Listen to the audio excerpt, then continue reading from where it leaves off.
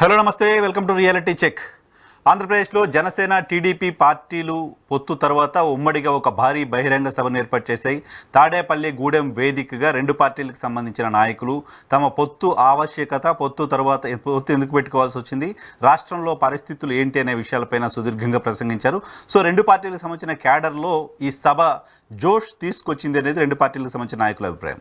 అయితే సభ ఫెయిల్ అయింది అంటూ వైఎస్ఆర్ కాంగ్రెస్ పార్టీ చెప్తోంది. సభకు భారీగా జన సమీకరణ అంటూ చెప్పారు, కానీ ఆ స్థాయిలో జనాలు రాలేదు అంటోంది. సభలో కేవలం జగన్మోహన్ రెడ్డిని తిట్టే ప్రసంగాలు మినహా తామొస్తే ఏం చేస్తామో ప్రతిపక్షాలు ప్రజలకి చెప్పలేకపోయాయి అనేది అధికార పార్టీ చెప్తున్నమాట. ఈ అంశాలపైన ఈరోజు రియాలిటీ చెక్లో డిబేట్ చూద్దాం. మనతో పాటు జాయిన్ అవుతున్నారు తెలుగుదేశం పార్టీ నుంచి ఆ పార్టీ సీనియర్ నేత మాజీ ఎమ్మెల్సీ దీపక్ రెడ్డి గారు, అలాగే పురుషోత్తం రెడ్డి గారు సీనియర్ పొలిటికల్ అనలిస్ట్, కీర్తన గారు జనసేన పార్టీకి సంబంధించిన సీనియర్ నాయకురాలు మనతో పాటు జాయిన్ అవుతున్నారు. ముందుగా దీపక్ రెడ్డి గారు నమస్తే, గుడ్ ఈవినింగ్ సార్. నమస్తే అండి, గుడ్ ఈవినింగ్ అండి. నిన్నటి సభ పైన ఫస్ట్ రియాక్షన్ ఏంటి? చాలా అద్భుతమైన మెసేజ్ మా రెండు పార్టీల కాడర్ కి నాయకులకి ఇవ్వటం జరిగిందండి. ఏ విధంగా మా అధినేత అండ్ పవన్ కళ్యాణ్ గారు మీరు వారి ఒకరొకరు ఈచ్ అదర్ తో ఎట్లా బిహేవ్ చేశారో చూస్తే అన్నదమ్ముల రకంగా ఖచ్చితంగా నాయకులందరూ కూడా అదే విధంగా ఉండాలా, కార్యకర్తలు కూడా అదే విధంగా ఉండాలా అని చెప్పి చెప్పడమే కాకుండా రేపు ఎలక్షన్ రోజు ఎక్కడెక్కడ జనసేన అభ్యర్థి నిలుస్తున్నారో 100% తెలుగుదేశం ఓట్లు వారికి ట్రాన్స్ఫర్ కావాలా, అదే తెలుగుదేశం అభ్యర్థి నిలిచే దగ్గర 100% జనసేన ఓటు కూడా ట్రాన్స్ఫర్ కావాలా అని చెప్పి చెప్పడం జరిగింది. ఖచ్చితంగా గత 5 సంవత్సరాల్లో ఏ విధంగా జగన్మోహన్ రెడ్డి గారు అన్యాయాలు చేస్తూ వచ్చినారు, ఏ విధంగా రాజ్యాంగ ఉల్లంఘనలు చేశారు, ఏ విధంగా ఒక సెక్యూరిటీ అనేది లేకుండా జరిగింది, రాష్ట్రం ఏ విధంగా వెనక్కి పడింది అని అనేక ఎగ్జాంపుల్స్ ఇద్దరు అధినేతలు ఇవ్వటం జరిగింది. సో ఇక్కడ ఒకటి ఆంధ్ర రాష్ట్రాన్ని మనం కాపాడుకోవాలా, రెండు జెండాలు ఒక పక్కా ఎజెండాతో ఇప్పుడు మనం ముందుకు పోవాలా అని చెప్పి ఖచ్చితమైన ఒక దిశానిర్దేశం చేయటం జరిగింది. సో ఇది నా ఓపెనింగ్ కామెంట్స్ అండి. అని తర్వాత డీటెయిల్ లోపల కొన్ని విషయాలంశాలు మళ్ళీ నెక్స్ట్ నేను ఎంటర్ అవుతాను. కానీ మీరు చూస్తే ఈ ప్రోగ్రామ్ గురించి వైఎస్ఆర్ పార్టీ వాళ్ళు వాళ్ళ సోషల్ మీడియా అయితే ఉంది, వాళ్ళ నాయకత్వం అయితే ఏముంది, ఒక షాక్ లో నిన్నటి నుంచి కంటిన్యూస్ ఒక దాడి మొదలు పెట్టినారు. వాళ్ళకి రెండో పని లేదు, కేవలము భయపడిపోయి ఏ విధంగా ప్రతిపక్షాలని తప్పు చేసి చూపించాలా అని చెప్పి రకరకాల కామెంట్స్ చేయటం మొదలు పెడతా ఉంటారు. కానీ నిన్న జగన్మోహన్ రెడ్డి గారు రిలీజ్ చేసిన 8వ లిస్టు దాన్ని కప్పిపుచ్చుకునేదానికి వాళ్ళ సిట్టింగ్ ఎంపీ రాజీనామా చేసి వెళ్ళిపోయినారు ఒంగోలు ఆయన. అదే ప్రకాశం జిల్లాలో ఫస్ట్ టైం డిక్లేర్ చేసినారు లిస్ట్ లో, వారిని ఎగరగొట్టి కందుకూరులో మళ్ళా ఇప్పుడు సెకండ్ టైం కొత్త పేరు తీసుకొని వచ్చినారు. అంటే ఎందుకు అంత డోల్డ్రమ్స్ లో ఉండారో వాళ్ళు చెప్పలేని పరిస్థితిలో ఉన్నారు. అదే విధంగా ఉప ముఖ్యమంత్రి నారాయణ స్వామి గారిని పేరు ఎగరగొట్టేసి వారి కూతురికి తీసుకొని వచ్చినారు. అంటే ఒక్క లిస్టు టీడీపీ జనసేన రిలీజ్ చేస్తేనే ఎటువంటి షాక్ లో వైసీపీ ఉందో మనకు అర్థమవుతా ఉంది. ఆ షాక్ ని కవర్ చేసుకునే దానికి తిరిగి మా మీద రకరకాల దుష్ప్రచారాలు చేస్తూ ఉండరు.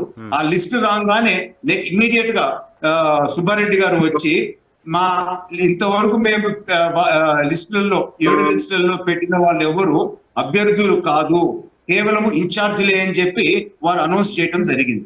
తర్వాత నెక్స్ట్ రోజు జగన్మోహన్ రెడ్డి గారు చాలా గల్వా జరిగిన తర్వాత అందరూ ఒక షాక్ లో ఉన్నారు వైసీపీ వాళ్ళని చెప్పి తెలుసుకొని అది కవర్ చేయాలని చెప్పి ప్రయత్నించినారు. కానీ వచ్చిన 8వ లిస్ట్ లో కూడా ఆల్రెడీ అనౌన్స్ చేసిన వాళ్ళని మోస్ట్లీ ఉంటారు అని చెప్తే మళ్ళా ఎందుకు ఎగిరిపోయినారో ఇప్పుడు వైసీపీ లిస్ట్ గురించి మాట్లాడదాం. దానికంటే ముందు మీ సభ అయిపోయిన తర్వాత వైసీపీ లిస్ట్ దగ్గరకు వద్దాం. సో ఎంతమంది పబ్లిక్ నిన్న సభకు వచ్చి ఉంటారని తెలుగుదేశం పార్టీ అంచనా సార్? పబ్లిక్ మీటింగ్ ఓన్లీ కార్యకర్తల మీటింగ్ అండి? లక్షలాది మంది రావటం మాత్రం పక్కా జరిగింది. వాస్తవంగా ఒక్కొక్కరు ఒక్కొక్క ఫిగర్ చెప్తున్నారు. ఖచ్చితంగా it was a grand success. Okay. అన్ని 3 జిల్లాల్లో నుంచి రావటం జరిగింది. ఇట్ వాజ్ మనకి విజువల్స్ లోనే కనపడతా ఉంది ఎంత గ్రాండ్ సక్సెస్.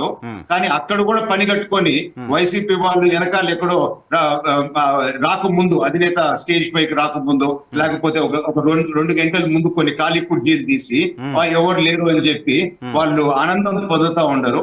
పాపం వాళ్ళ ఆనందం మనం ఎందుకు కాదన్నారు, అట్నే అనుకోనిలేండి.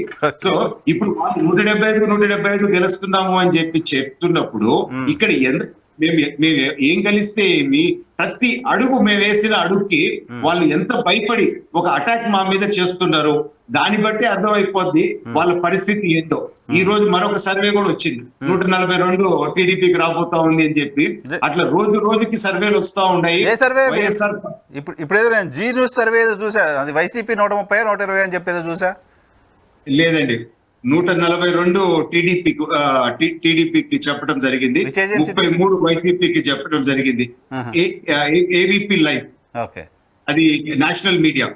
సో మనం ఇంకా లోకల్ సర్వేలు, లోకల్ ఇది అని అంటే అనుకోవచ్చు. ఇదే విధంగా మరొకటి కూడా నేషనల్ మీడియాకి సంబంధించింది,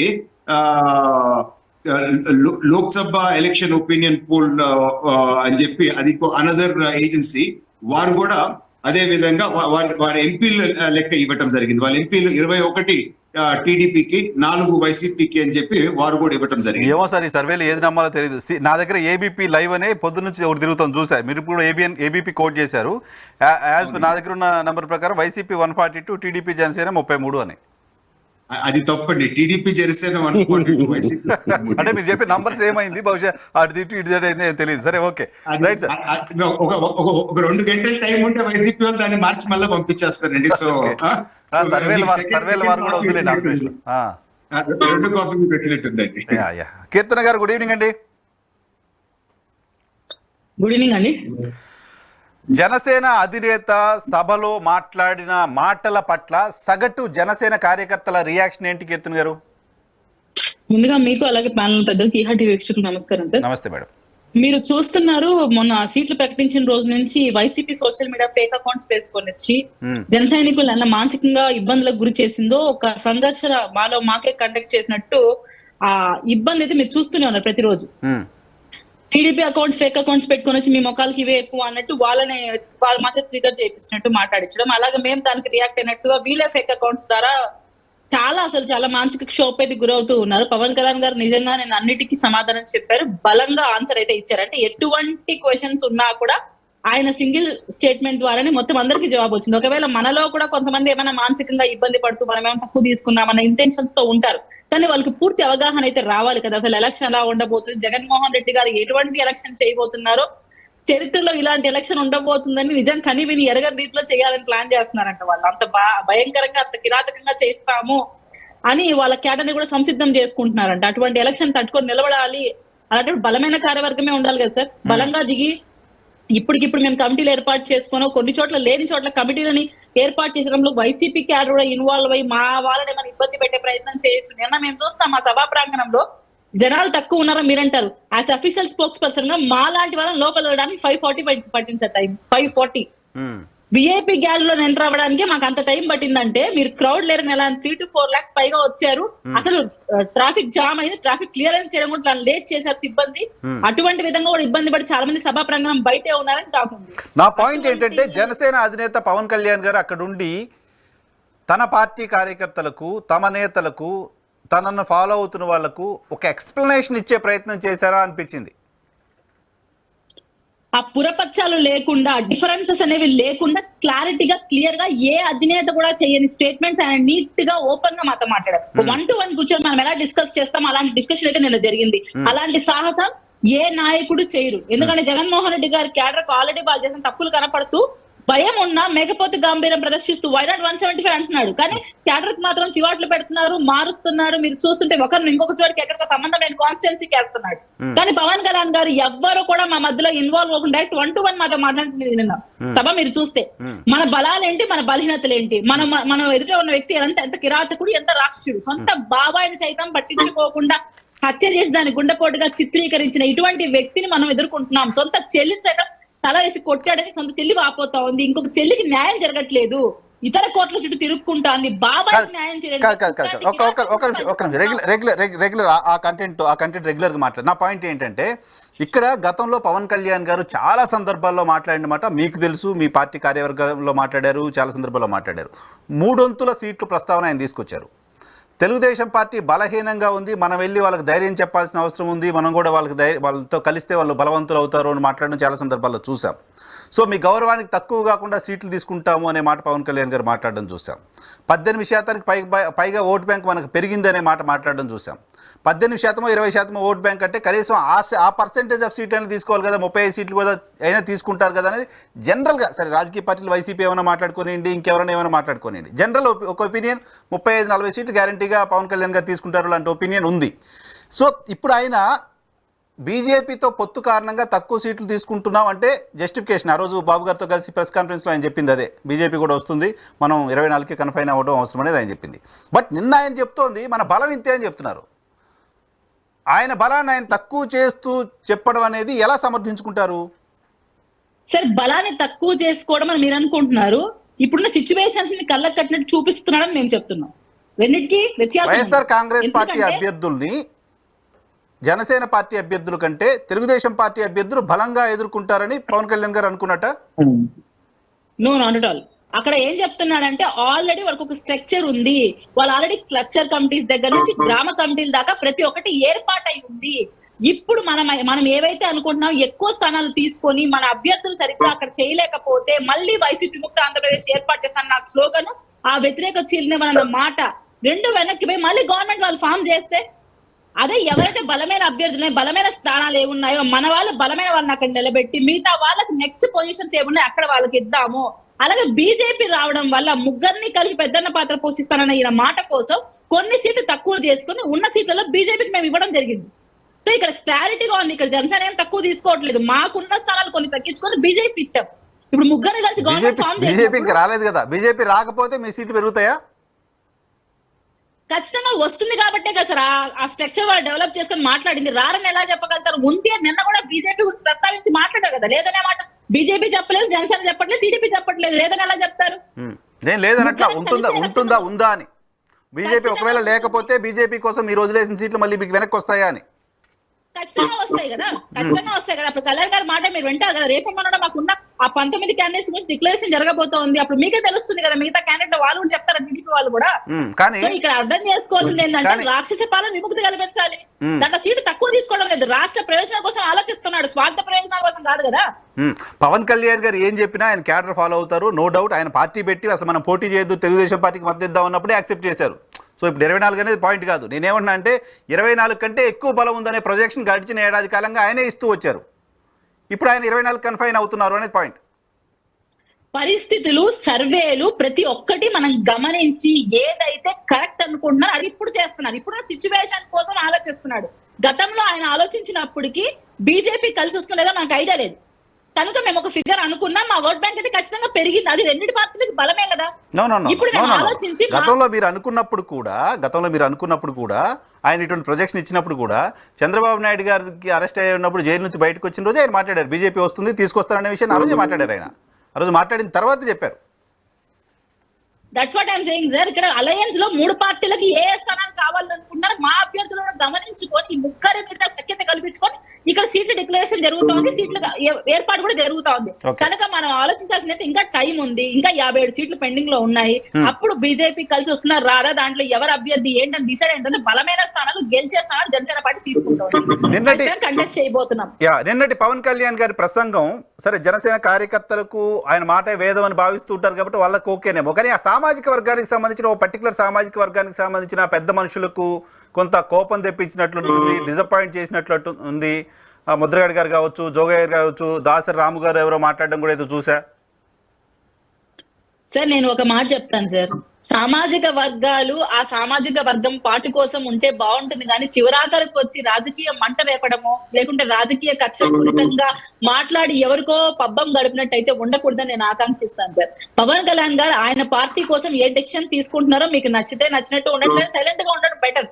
ఈ టైంలో మీరు చేసే ప్రతి స్టేట్మెంట్ ఆయనకు వ్యతిరేకంగా ఆయనకు పాజిటివ్ గా మాట్లాడినా మాకేం ఫరక్ పడదు. ఎందుకంటే గతంలో కూడా వీళ్ళందరూ నమ్ముకొని పవన్ కళ్యాణ్ గారు రాజకీయం అయితే చేయలేదు, ఆ సామాజిక వర్గం వల్ల పెద్దగా ఒరిగింది కూడా నష్టం వచ్చింది కూడా ఏమీ లేదు. పవన్ కళ్యాణ్ గారు ఎప్పుడైనా ఆ సామాజిక వర్గాన్ని కోరేది ఒకటే ఒకటి సార్, పెద్దన్న పాత్ర పోషిస్తూ అందరినీ కలుపుకొని మీరు రాజకీయం చెయ్యండి. ఎందుకంటే మన కార్పొరేషన్ నిధులు డైవర్ట్ చేసిన జగన్మోహన్ రెడ్డి గారిని ఈ సామాజిక పెద్దలు క్వశ్చన్ చేస్తుంటే ఇంకా సంతోషపడి ఉంటాను సార్. నేను కూడా ఆ సామాజిక వర్గానికి చెందిన అమ్మాయిని, నేను కాదనట్లేదు.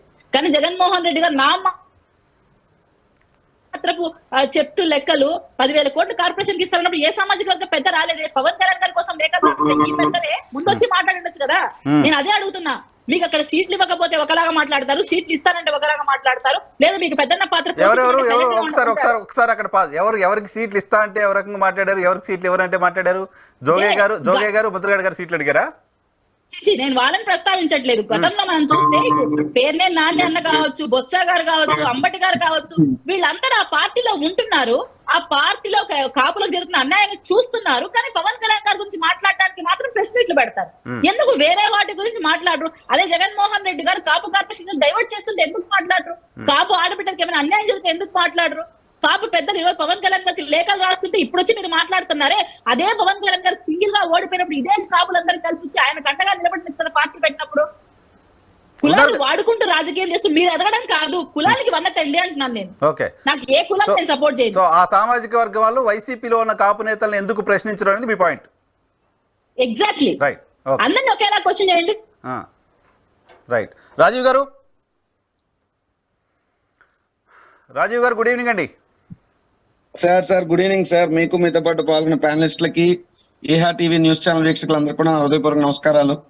Good evening. చెప్పండి. తెలుగుదేశం పార్టీ జనసేన పొత్తు పెట్టుకున్నాయి, సీట్ల సర్దుబాటు చేసుకుంటున్నాయి. వాళ్ళు సభ పెట్టుకున్నారు, సభ ద్వారా జనాలకు ఏదో చెప్పారు. మీరు సభ స్టార్ట్ కావడానికి ముందే కొన్ని వీడియోస్ తీసి సభ ఫెయిల్ అయింది లాంటి ఒక క్యాంపెయిన్ చేయాల్సిన అవసరం ఎందుకు వచ్చింది? ఆ సభ చూసి, ఆ ప్రసంగం చూసి, ఆ జనాలను చూసి వైఎస్ఆర్ కాంగ్రెస్ పార్టీ భయపడుతోందా? సార్ ఒకటి, మేమేమి అక్కడ ఉన్నదంటే ఎవరన్నా సోషల్ మీడియాలో వాళ్ళు పెడితే పెట్టుండొచ్చు కాక, కావాలనో ఉద్దేశపూర్వకంగానో వాళ్ళకి జనాలు వచ్చేస్తే ఆ జనాలను ఏమో గ్రాఫిక్ లోన్స్ మనం బయట తీసేసి పోస్ట్ చేయాల్సిన అవసరం లేదు. నిజంగా జనాలు అద్భుతంగా వచ్చేసి ఉండుంటే అసలు 8,000 కుర్చీలు వేశారు. నాకు తెలిసి 8,000 కుర్చీలు వేశారట. 21 ఎకరాల స్థలంలో మీటింగ్ జరిగిందట. దాన్ని బట్టి లెక్కలేసి 8,000 మంది దాంట్లో పడతారో తెలిసిపోద్ది. ఉదాహరణకి ఇప్పుడు మాకు రాప్తాడు మీటింగ్ అయింది, 10 లక్షలు, 1 మిలియన్ రీచ్డ్. మేము చెప్తున్నాను దర్జాగా, దానికి సంబంధించిన విజువల్స్ ఉన్నాయి. భీముల్లో మేము పెట్టిన సిద్ధం సభ ఎంత గ్రాండ్ సక్సెస్ తెలుసు, లేదా ఇంకో ఏలూరు సభ తెలుసు, రాప్తాడు సభ తెలుసు. ఆ విజువల్స్ ఈ విజువల్స్ పక్కన పెడితే ఎవరిది సభ, ఎవరిది తేలిపోయిన సభ, ఎవరిది వాడిపోయిన సభ మీరే చెప్తారు. దీని గురించి ప్రత్యేక చర్చ అక్కర్లేదు. అంత తేలిపోయిన సభ, అంత జనాలు రాని సభ గురించి మీ హ్యాండిల్స్ లో ఈ స్థాయిలో నెగిటివ్ క్యాంపెయిన్ చేయాల్సిన అవసరం ఏంటి? ఎందుకు భయపడుతున్నారు అంతగాని? మేమేం భయపడక్కర్లేదు. వాళ్ళకి మేము భయపడేది ఏంటి సార్? మమ్మల్ని చూసి వాళ్ళు భయపడిపోతున్నారు, మేము మళ్ళీ గెలుస్తాం భయపడే. ఒంటరిగా రాలేక అటోకలు ఇటోకలు సైకిల్ తొక్కుతూ టీ గ్లాస్ పట్టుకుంటూ వాళ్ళు తిరుగుతున్నారు. మేము సింగిల్ గా జనంతోనే తిరుగుతున్నాం. ప్రజల ఆశీర్వాదం కావాలి, దేవుడి దయ కావాలి, మళ్ళీ మేము అధికారంలోకి వస్తా ఉంటున్నాం. మీరు ఒకటి ఆలోచించండి, సభా జనాభాలు ఒకటి అట్టర్ ఫ్లాప్ అని నేను అంటాను, కాదు సూపర్ సక్సెస్ దీపక్ రెడ్డి గారు అంటారు. 2024 ఎన్నికలు తేల్చేస్తే కదా ఎవరు హీరో. మ్యూట్ లో ఉన్నారు sir. Sir am I audible to you sir? So ఇది ఏంటంటే ఒకటే ఒక విషయం చెప్పగలను సార్. జగన్మోహన్ రెడ్డి గారు 5 ఏళ్లు పాలించారు సార్, ఫ్రమ్ 19 to 24. ఓకే, ఇందులో 2 ఏళ్లు కరోనా తీసేయండి, 3 ఏళ్లు నిబ్బరంగా ఏ ఇబ్బందులు లేకుండా పరిపాలించిన కాలం. ఈ 3 ఏళ్ల కాలంలో ఆయన నా ప్రభుత్వం వల్ల, నా పరిపాలన వల్ల మీకు లబ్ధి, మేలు, సంక్షేమం, అభివృద్ధి జరిగితేనే నాకు ఓటేయండి అంటున్నాడు, లేకపోతే వద్దు అంటున్నాడు. సంశయంగా చెప్తున్నాడు. మరి చంద్రబాబు నాయుడు గారు 14 ఏళ్లు పరిపాలించారు. ఆ మొక్క ఆయన చెప్పగలరా? 5 ఏళ్ల పాటు పవన్ కళ్యాణ్ గారు ఆయన ప్రభుత్వంలో పార్ట్నర్ గా ఉన్నాడు, చెప్పగలరా? ఒక్కొక్క రాజకీయ పార్టీకి ఒక్కొక్క ఎజెండా ఉంటుంది, ఒక్కొక్క రాజకీయ పార్టీ ఒక్కొక్క రకంగా వెళ్తుంది. మీరు చెప్పమన్నదే వాళ్ళు చెప్పరు, వాళ్ళు అడిగింది మీరు చెప్పరు. సరే పోని అది కూడా వద్దు. ఇంకో విషయం చెప్పచ్చు. నిన్న పవన్ కళ్యాణ్ గారు మాట్లాడినా, చంద్రబాబు గారు మాట్లాడినా ఆద్యంతం జగన్నామ స్మరణ తప్పితే, మేము 14 ఏళ్లు పాలించినప్పుడు రైతాంగానికి, మహిళలకి, విద్యార్థులకి, వైద్యానికి, ఆరోగ్యానికి, ఉపాధికి, దళితులకి, బహుజనులకి ఇదిగో ఇది చేసామని చెప్పలేదు. రేపు ఉదయం వస్తే ఇది చేస్తామని అంతకన్నా చెప్పలేదు. గతంలో జగన్మోహన్ రెడ్డి గారు సంక్షేమాలు పెడితే శ్రీలంక అయిపోతుందని ఎద్దేవా చేసిన వీళ్లే ఈ రోజు మాకన్నా ఎక్కువ సంక్షేమం ఇస్తామని మాట్లాడుతుంది వీళ్లే. తర్వాత మా సోదరిమణి కీర్తన్ గారు చెబుతూ మాట అన్నారు, సామాజిక వర్గం. ఎస్, నేను కూడా అదే సామాజిక వర్గం, నేను కాపు జాతి బిడ్డనే. అయితే మీరు అడిగారమ్మా, చాలా గొప్పగా ఉంది. పవన్ కళ్యాణ్ గారు 2019లో ఓడిపోయినప్పుడు ఈ కాపు పెద్దలందరూ ఎందుకు రాలేదని. అమ్మా మరి మీరు మర్చిపోయారా 14 నుండి 19 మధ్యలో జరిగినటువంటి మీ ఉమ్మడి పరిపాలన, మీరు గెలిపించినటువంటి అదే తెలుగుదేశం పరిపాలనలో కాపు జాతికి ఒక మహోన్నత ఉద్యమకారుడుగా ఉన్నటువంటి ముద్రగడ పద్మనాభం గారిని, కోడళ్ళని, కొడుకుల్ని ఈడ్చిచ్చి తన్నినప్పుడు ఎక్కడ దక్కున్నాడు మా పవన్ కళ్యాణ్? ఆ రోజు ఎందుకు మా పవన్ కళ్యాణ్ రాలేదు? మీరు ఓడిపోతే మీకు వచ్చి కాపు పెద్దలు సంఘీభావం తెలపాలని అడిగే తెలివితేటలున్న కాపు సోదరిమణి గారు మరి ఆ రోజు ఏమయ్యారు? ఆ రోజు పవన్ కళ్యాణ్ ఎందుకు అడగలేదు? అంటే మీకు కలిగితే నొప్పి, ఎదుటోడు కలిగితే కాదు అన్నట్టు భావనలో ఉండకూడదు. ముందు జాతి మీకేమిచ్చిందని కాదు, జాతికి మీరేం చేశారు? మీ పవన్ కళ్యాణ్ ఏమండగా నిలబడ్డారు? ఆ రోజు అంత పెద్ద ఉద్యమం జరిగినప్పుడు ఏ మీడియా ఛానల్ అమ్మా చూపించింది? ఆ రోజులో ఉన్నటువంటి కొంత న్యూట్రల్ మీడియా తప్పితే. మరి ఈ రోజు అదే పవన్ కళ్యాణ్ గారు తల్లిని తిట్టారని చెప్పి పవన్ కళ్యాణ్ గారే కదా అన్నారు. ఇదే పవన్ కళ్యాణ్ గారు అన్నారు కదా, ఏమనుకుంటుంది తెలుగుదేశం పార్టీ మా గురించి? మీ మోచేలు నీతులు తాగుతామా? మీ పేదల దగ్గర మేము పదాక్రాంతం అయ్యామనుకుంటున్నారా? ముష్టి మీరు ఇచ్చే 15-20 సీట్ల కోసం వెంపర్లాడుతున్నామని అన్నారు. సరే సార్, వాళ్ళు అవన్నీ ఎందుకు గుర్తు చేస్తారు? రాజకీయాల్లో పాతదే కదా రాజు గారు. వదిలేసి ఫ్రెష్ గా ఇప్పుడు మీ పార్టీలో ఈ రోజు ఎంపీలుగా ఉన్న వాళ్ళు అవతలకి వెళ్తున్నారు, మిమ్మల్ని తిడుతున్నారు. అక్కడ ఎంపీలుగా ఉన్న వాళ్ళు యువతలకు వస్తున్నారు, తిడుతున్నారు. ఇది కామన్ కదా సార్. ఒకటి లేదు, మీరు వాస్తవ రాజకీయాల్లో మీరు మాట్లాడుతున్నారు. గడిచినటువంటి తెలంగాణ రాజకీయాన్ని చూసి ఇప్పుడు ఆంధ్ర రాజకీయాన్ని చూస్తున్నాం. ఈ పార్టీలో లాటు ఆ పార్టీలో ఇటు ఈ జంపింగ్ జపాంగ్లు సర్వసాధారణ. కాకపోతే ఆ పార్టీలో సభ్యుడు ఈ పార్టీలో జంపింగ్లు జపాంగ్లు మారడచ్చు. ఒక పార్టీ అధినేత ఇంకో పార్టీ అధినేతకి పదాక్రాంతం అవ్వాల్సిన అవసరం ఏమొచ్చింది? ఇప్పుడు పవన్ కళ్యాణ్ గారికి ఇప్పుడు ఏమొచ్చిందంటే రాష్ట్రం కోసం వచ్చిందంట. రాష్ట్రం విధ్వంసం కాకుండా చూడడం కోసం వచ్చిందంట. తనను తాను తగ్గించుకునైనా రాష్ట్రం కోసం స్ట్రాటజీగా నాకు వ్యూహం ఉంది అని చెప్తున్నారు ఆయన. మీకు ఎందుకు అర్థం కావట్లేదు అది? సార్ పవన్ కళ్యాణ్ గారి వ్యూహాలు ఆయనకి తప్ప పక్కోడికి కూడా అర్థం అవ్వవు. వ్యూహం అర్థం కాకూడదు కదా. ఆయన వ్యూహం ఉండొచ్చు, ఆయన వ్యూహం ఓడిపోవడం ఆయన వ్యూహం అంటే నాకు అనవసరం. చంద్రబాబును అధికారంలో తీసుకురావడం ఆయన వ్యూహం అన్నా నాకు అనవసరం. సర్వసాధారణంగా సార్ నేను ఆ జాతి కాబట్టి చెప్తున్నాను, ఈ జాతికి రాజ్యాధికారం అనేటువంటిది కళ. ఈ రాష్ట్రం 26 నుంచి 28% ఉన్నారు. ఒక వంగవీటి మోహన్ రంగా గారు అవ్వాలనుకున్నారు, ఒక చిరంజీవి గారు అవ్వాలనుకున్నారు, లేదా ఒక దాసరి నారాయణ గారు, చాలా మంది పెద్దలు పాటుపడ్డారు. ఈ కులం అంటే ఒక మిర్యాల వెంకట్రావు గారు, ఒక ముద్రగడ గారు, ఒక రంగా గారు గుర్తొస్తారు. కాపు జాతి పౌరుషానికి పెట్టింది పేరు. కానీ ఈ రోజు చంద్రబాబు నాయుడు గారి కోసం పవన్ కళ్యాణ్ ఏం చెప్తున్నారు? ఆ కాపులందరూ ఆత్మగౌరవాన్ని పక్కన పెట్టి మీ భుజాల మీద జెండా మీరు చంద్రబాబు నాయుడు గారి కోసం పనిచేస్తున్నారని చూస్తున్నారు సార్. ఆయన రాష్ట్రం కోసం పనిచేస్తున్నారని చెప్తున్నారు. Public convince అవరాదానికి. నో రాష్ట్రం కోసం, రాష్ట్ర భవిష్యత్తు కోసం అయితే ఇండివిజువల్ గా వ్యవహరించాలి. పవన్ కళ్యాణ్ అనేది ఆయన ఇండివిజువల్ గా వ్యవహరిస్తే రాష్ట్రానికి నష్టం జరుగుతుంట. జగన్మోహన్ రెడ్డి గారు గెలుస్తారంట. ఆయన ఇండివిజువల్ గా వ్యవహరిస్తే రాష్ట్రానికి నష్టం జరిగేలా జగన్మోహన్ రెడ్డి గారు మళ్ళీ ముఖ్యమంత్రి అవుతారు. కాబట్టి ఆయన కానికూడదంటే నేను కలిసి పోటీ చేస్తామని నేను అందుకే అడుగుతున్నా. పవన్ కళ్యాణ్ గారు జగన్మోహన్ రెడ్డి గారి మీద అంతలాగా నోరేసు పడిపోవడానికి జగన్మోహన్ రెడ్డి గారికి ఆయన వ్యక్తిగత విద్వేషాలు ఉన్నాయా, ఆస్తగాదాలు ఉన్నాయా? ఏంటి జగన్ గారి మీద పవన్ కళ్యాణ్ అంత కోపం? చంద్రబాబు ఒక్క నిమిషం సార్, ఏంటి చంద్రబాబు నాయుడు గారు అంటే అంత ప్రేమ? ఇదే చంద్రబాబు నాయుడు గారు నేనేం తిట్టాడు, ఆయనేం తిట్టాడు అంటే వీళ్ళిద్దరూ వాళ్ళ వ్యక్తిగత రాజకీయ అవసరాల కోసం కలుస్తూ రాష్ట్ర రాజకీయాలనే మేకప్ పూస్తూ ప్రజలను మోసం చేసే ప్రయత్నం చేస్తున్నారు. బట్ గుర్తుపెట్టుకోండి సార్, 2024లో కాపు జాతి మొత్తం కూడా జగన్మోహన్ రెడ్డి గారికి అండగా నిలబడుతుంది. పవన్ కళ్యాణ్ అనే వ్యక్తికి ఖచ్చితంగా బుద్ధి చెప్తారు. ఎందుకంటే ఒక ఎన్టీ రామారావు గారిని ఎలా ఎన్టీ రామారావు గారిని చంద్రబాబు వెన్నుపోటు పొడిచాడో ఈ రోజు కాపు జాతిని పవన్ కళ్యాణ్ అనే వ్యక్తి వెన్నుపోటు పొడుస్తున్నారు. అది మా కాపు పెద్దలకి, కాపు యువకులకి అందరికి అర్థమైంది. కాబట్టి ఒక ముద్రగడ గారు ప్రశ్నిస్తున్నారు, సమాధానం లేదు. ఒక హరిరామ్ జోగి గారు అడుగుతున్నారు, సమాధానం లేదు. మిమ్మల్ని పొగిడినప్పుడేమో వాళ్ళందరూ మీ దృష్టిలో హీరోలా, మిమ్మల్ని ప్రశ్నించినప్పుడు జీరోలా. ఎందుకు ఇంత వ్యత్యాసం? రాజు గారు ఆయన పార్టీ పెట్టింది కాపు జాతి కోసం కాదు, అందరి కోసం పెట్టారు. కాపు జాతి ఆయన ఓన్ చేసుకుని ఉండొచ్చు. ఆయన అందరి కోసం పనిచేయాలి కదా, పనిచేయాలి సార్. అందరిని అకామిడేట్ చేయాలి కదా, పనిచేయాలి. అందరూ అంటే రాష్ట్రం కదా, సామాజిక న్యాయం చేయాలి. నేను చెప్తున్నా కదా, సామాజిక న్యాయం చేయాలి. కానీ మీకు ఒక విషయం చెప్తా, 2019లో ఇదే జనసేన పార్టీ పోటీ చేసినప్పుడు విశాఖపట్నం నుండి విజయవాడ వరకు పార్లమెంట్ సెగ్మెంట్లు అన్ని ఒకే సామాజిక వర్గానికి ఎందుకు ఇచ్చారు సీట్లు? ఆ రోజు మీకు సామాజిక న్యాయం కనబడలేదా? మీరే చెప్తున్నారు, కాంట్రాడిక్ట్ అవుతున్నారు. మీరు ఆ జాతికి ఏం చేయలేదు అంటున్నారు, మళ్ళీ ఆ జాతికి అందరికి సీట్లు ఇచ్చారని మీరే చెప్తున్నారు. లేదు, నేను అనేది ఏమిటంటే ఫస్ట్ జాతి కోసం నిలబడాలి. నిజంగా అన్యాయం జరిగినప్పుడు మాట్లాడలేదు. తర్వాత రాజకీయ అవసరాల కోసం ఇండివిజువల్ గా పోటీ చేసి కాపు జాతి ఓట్లు చీల్చి తద్వారా చంద్రబాబు మేలు చేయాలనే ఆలోచనతో ఆయన చేశాడు. మళ్ళీ జగన్మోహన్ రెడ్డి గారు బలోపేతం అయ్యారు. ఇప్పుడు ఇండివిజువల్ గా పోటీ చేస్తే ఓట్లు చీలిపోతాయి. తద్వారా జగన్ గారికి లబ్ధి జరుగుతుంది అని వద్దంటున్నాడు. అంటే ఇప్పుడు వద్దంటున్నాడు, ఇండివిజువల్ గా వెళ్తున్నాడు, ఇప్పుడు కంబైన్డ్ గా వెళ్తాను, లేదంటే ప్రభుత్వానికి మేలు జరుగుతుంది అని అంటున్నాడు. మరి గతంలో ఇండివిజువల్ గా వెళ్ళినప్పుడు అప్పటి ప్రభుత్వానికి మేలు చేయాలనే కదా పనిచేశాడు, దాన్ని ఎందుకు ఒప్పుకోడు? ఇట్స్ వెరీ లాజిక్ కదా, ఈ క్లియర్ గా కనబడిపోతుంది. పురుషోత్తమ్ రెడ్డి గారి అనాలిసిస్ తీసుకుని ఒక last line sir, if you permit me, ఒక లాస్ట్ లైన్. పవన్ కళ్యాణ్ గారు అయినా, ఇప్పుడు మా సోదరి మన కీర్తన్ గారు అయినా ప్రశ్నించినటువంటి కాపు పెద్దలను లేదా ప్రశ్నించిన కొంతమంది కార్యకర్తలను పవన్ కళ్యాణ్ గారు మాట అన్నారు బహిరంగ మీటింగ్ లోనే, మీరు ఎవరన్నా సరే ప్రశ్నిస్తే పొత్తుని మీరంతా వైసీపీ కార్యకర్తలు వైసీపీకి అమ్ముడుపోయారని నేను అనుకుంటాను అని అన్నాడు ఆయన.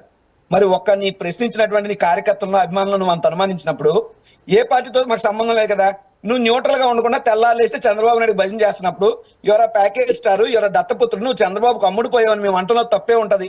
ఒకవేళ మేము అన్నది తప్పు అయితే పవన్ కళ్యాణ్ అన్నది తప్పని ఒప్పుకుంటాడా, లేదా పవన్ కళ్యాణ్ అన్నది కరెక్ట్ అయితే మేము అన్నది కరెక్ట్ అని ఒప్పుకుంటాడా? జనసేన ఆన్సర్ తీసుకుంటాను. దానికంటే ముందు పురుషోత్తమ్ రెడ్డి గారు నమస్తే సార్. నమస్తే నరసింహారావు గారు.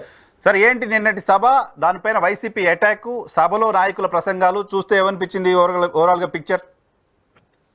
నరసింహారావు అందరికీ నమస్కారం. బేసిక్ గా నిన్న సభ దీపక్ రెడ్డి గారు చెప్పినట్టు ఖచ్చితంగా విజయవంతమైంది, దాంట్లో ఏమీ సందేహం లేదు. కానీ వైసీపీ వాళ్ళు అట్లాగా, వైసీపీ పార్టీ కాకపోయినా వాళ్ళ అభిమానులు చేస్తుండొచ్చు, కానీ బేసిక్ గా సభ విజయవంతమైందని చెప్పాలి. విజయవంతమైందని ఆశ్చర్యపోవాల్సిన అవసరం లేదు, ఎందుకంటే ఒక బలమైన పార్టీ తెలుగుదేశం పార్టీ, ఇంకో బలమైన పార్టీ కాకపోయినా వ్యక్తిగా పవన్ కళ్యాణ్ గారికి ఒక మాస్ ఇమేజ్ ఉన్న పార్టీ, ఇద్దరు కలిసిన తర్వాత సక్సెస్ కావడం పైన పెద్ద అనుమానాలు అవసరం లేదు. ఖచ్చితంగా సక్సెస్ అయింది. దీపక్ రెడ్డి గారు కీర్తన గారు చెప్పిన మాటలతో నేను ఏకీపిస్తాను, సభ సక్సెస్ అయింది, డౌట్ ఏం లేదు. అదే సందర్భంలో రెండు పార్టీల మధ్య ఎన్నికల అవగాహనలు వీటి చూసినప్పుడు నాకు ఇన్ ప్రిన్సిపల్ నేను అనుకుంటున్నది, రేపు ఎన్నికల ఫలితాలు నిర్ణయించేది పొత్తులు ఎత్తులు లేదా ఎన్నికలకు సంసిద్ధం కావడం మాత్రం కాదు. ఇది 10% ఉండొచ్చు, ఇది ప్రభావితం మాత్రమే చేస్తుంది. నిర్ణయించేది అధికార పార్టీ మీద ఉన్న వ్యతిరేకత అనుకూలత మాత్రమే.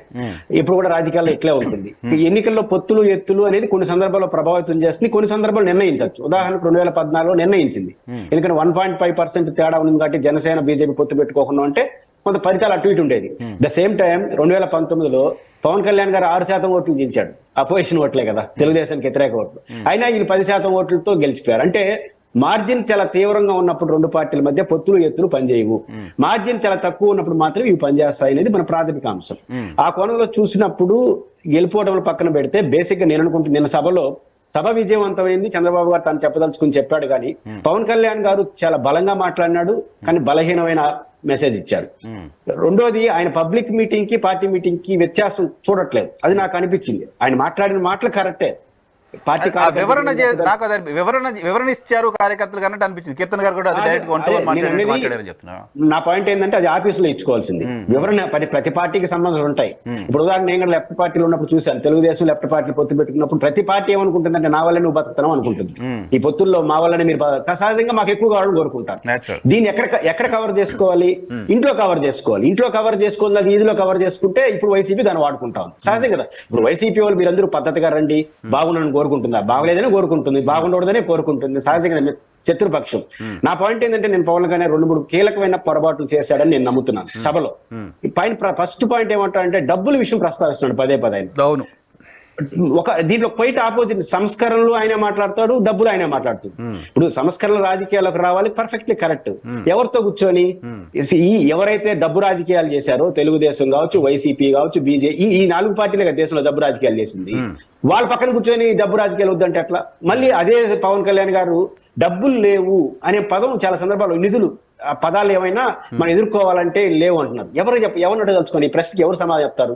మీరు చెప్పుకోవాల్సిన సమాధానం. ఇప్పుడు పార్టీని నిర్మాణం చేయాలన్నా, డబ్బులు సంపాదించుకోవాలనుకున్నా అది పార్టీ అధినేత, పార్టీ నాయకత్వం చూసుకోవాలి తప్ప జనాన్ని వచ్చారు వాళ్ళేం చెప్తారు? పాపం మీ వెనకాల రమ్మంటే వస్తారు, మీరు డబ్బులు ఇమ్మంటే ఇస్తారు. చంద్రబాబు గారు రక్తం ఇవ్వమంటే రక్తం ఇచ్చారు రాష్ట్ర ప్రజలు. కాబట్టి మన నాయకుడు చెప్పిన దాన్ని ఫాలో అవుతారు ప్రజలు. ఫాలో అయ్యే ప్రజలకు వచ్చి సమాధానం అడిగితే ఏం చెప్పేది పాపం వాళ్ళు?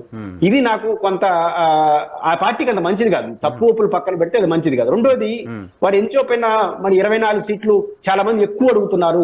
ఆయన చాలా చోట్ల జగన్ తిట్టేదానికన్నా వివరణ పేరుతో సొంత మనుషుల్ని విమర్శించాడా అనిపిస్తుంది నాకు.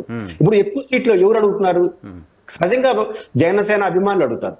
జనసేన అధినేత పవన్ కళ్యాణ్ గారిని ఈ రాష్ట్ర ముఖ్యమంత్రిగా చూడాలని వాళ్ళు కోరుకుంటున్నారు. కోరుకున్నప్పుడు ఏం చేయాలి? 24తో సాధ్యం కాదు కదా, 50-50 కావాల్సిందే కదా. అలాంటిది వచ్చినప్పుడు ఇట్లాంటి కోరిక కార్యకర్తల్లో కలగడానికి కార్యకర్తల ఓవర్ యాక్షన్ పవన్ కళ్యాణ్ గారి నడక అనేది కూడా పరిశీలించాలి. ఈ రోజు పవన్ కళ్యాణ్ గారి అభిమానులు అందరూ ఇట్లా కోరడానికి అభిమానులు ఎప్పుడు హై ఎక్స్పెక్టేషన్స్ ఉంటారు, దాని నాయకత్వం కంట్రోల్ చేయాలి. కానీ పవన్ కళ్యాణ్ గారు చేసిన స్టేట్మెంట్లు 2-3 నెలలుగా చూస్తే కార్యకర్తల అసెస్మెంట్ కి ఆయనే కారణం. జైలు పోయినప్పుడు బయట వచ్చినప్పుడు ఆయన మాట్లాడినప్పుడు కలిసి రాజకీయాలు చేస్తాం, కలిసి నడుస్తాం, వాళ్ళు 2 ప్రకటిస్తే నేను 2 ప్రకటిస్తాను. ముఖ్యమంత్రి విషయంలో లోకేష్ గారి ప్రకటన పైన ఆయన స్పందించాడు, మీకు గుర్తుంటే. లోకేష్ గారి లాగా నేను కూడా స్పందిస్తే అన్నెసరీ వివాదాలకు వస్తాయని చాలా పెద్ద మనిషిగా మాట్లాడాడు. అంటే అర్థం ఏంటంటే అది చర్చలో ఉందనే కదా. చర్చలో ఉందని ఇన్ని మెసేజ్లు వాళ్ళకి ఇచ్చేసిన తర్వాత ఆ మెసేజ్లన్నీ వాళ్ళు చూసి ఏమనుకుంటారు, ఎక్కువ సీట్లు వస్తాయని ఆశిస్తారు. మామూలుగానే మన పరిధికి మించి ఆశిస్తాం. ఇంకా అధినేత అట్లాంటి స్టేట్మెంట్ ఇచ్చినప్పుడు ఎక్కువ రావాలని కోరుకోవడం వాళ్ళ తప్పవుతుంది, మీ తప్పు అవుతుంది. కానీ కాబట్టి ఇది మొదట హరిరామ జోగయ్య గారి విషయంలో ఆయన చేసిన స్టేట్మెంట్ నేనేం సమర్థించదలుచుకోలేదు. కానీ ఆయనకు ఈ రోజు స్టేట్మెంట్ కాకుండా మిగతా అన్ని స్టేట్మెంట్లు కాడ కీర్తన గారు మాట్లాడింది నేను ఎప్పుడు చూడలేదు. కానీ పాపులర్ ఛానల్లో వైసీపీ జనసేన కీలకమైన వ్యక్తులు మా ఆస్థాన విద్వాంసుడిగా హరిరామ జోగయ్య చూశారు. హరిరామ జోగయ్య గారు చేసిన ప్రతి పాయింట్ కరెక్ట్ అని చెప్పారు. ఇప్పుడు హరిరామ జోగయ్య గారు చెప్పిన పాయింట్ కరెక్ట్ అని నేను కీర్తన గారు ఇప్పుడు వినలేదు. బట్ కీలకమైన నాయకులు, వాళ్ళకి తక్కువైన నాయకులు, పవన్ కళ్యాణ్ గారితో 1, 2, 3, 4 లో ఉండేవాళ్ళు ప్రధాన ఛానల్లో కూర్చొని. ఇప్పుడు ఇన్ని మెసేజ్లు మీరు ఇచ్చేసి ఇప్పుడు మాకు 24 తక్కువ అని చెప్పి వాళ్ళని నిందిస్తే ఇక్కడ ఒక పాయింట్ యాడ్ చేస్తా. సంక్రాంతి టైంలో జోగయ్య గారు వెళ్ళి పవన్ కళ్యాణ్ గారిని మంగళగిరి ఆఫీస్లో కలిసి బయటకు వచ్చి ఇప్పుడే పవన్ కళ్యాణ్ గారిని కలిసి వచ్చాను, నేను 60 సీట్లు కంటెస్ట్ చేయమన్నాను, 40కి తగ్గకుండా నంబర్ ఉంటుందని నాకు ఆయన హామీ ఇచ్చారని ఒక లేఖ రాశారు. అంటే లేఖ రాయడాన్ని వాళ్ళిద్దరి మధ్య ఏం జరిగింది నాకు తెలియదు. బట్ అట్లాంటి ప్రకటనలు వచ్చినప్పుడు మీరు ఎంజాయ్ చేశారు దాన్ని ఎక్కడ కంట్రోల్ చేయలేదు. ఎంజాయ్ చేయడమే కాదు, దాన్ని పెంచి పోషించారు. ఇన్ని మెసేజ్లు కార్యకర్తలు ఇచ్చిన తర్వాత హై ఎక్స్పెక్టేషన్ రావడం నేచురల్ అంటా నేను. నేచురల్ వచ్చినప్పుడు మీరు ఎవరిని ఆఫీస్ లో కూర్చొని ఇచ్చుకోవాలి, అక్కడ ఎవరిని ఇచ్చాడు, అది తప్పు అంటున్నా. అది రాజకీయాల్లో రాంగ్ స్ట్రాటజీ. కానీ పవన్ కళ్యాణ్ గారు ఇచ్చిన మెసేజ్ ఇట్లా పార్టీ కార్యకర్తలు రాంగ్ మెసేజ్ ఏమవుతుంది? సహజంగా నేను ఇంతకుముందే ప్రస్తావించినట్టు 10% ప్రభావితం చేస్తుంది ఎన్నికల ఈ పొత్తులు ఎత్తులు సంసిద్ధత కావడం. కానీ ఇట్లాంటి తక్కువ మార్జిన్ ఉన్నప్పుడు కీలక పాత్ర వహిస్తాయి. ఇప్పుడు పవన్ కళ్యాణ్ గారు ఇట్లాంటి స్టేట్మెంట్ ఇచ్చారంటే ఒక అర్థం చేసుకోగలను, పార్టీ కార్యకర్తలు ఆ బాధ ఉందని నాకు అర్థమైంది. అది రుజువు అయితే రేపు ఓట్లు ట్రాన్స్ఫర్ అవుతుందా? ఇట్లాంటి స్టేట్మెంట్ల వల్ల, ఇట్లాంటి గందరగోళాల వల్ల ప్రధాన 2 పార్టీల మధ్య ఎందుకు పొత్తు పెట్టుకుంటారు నరసింహారావు గారు?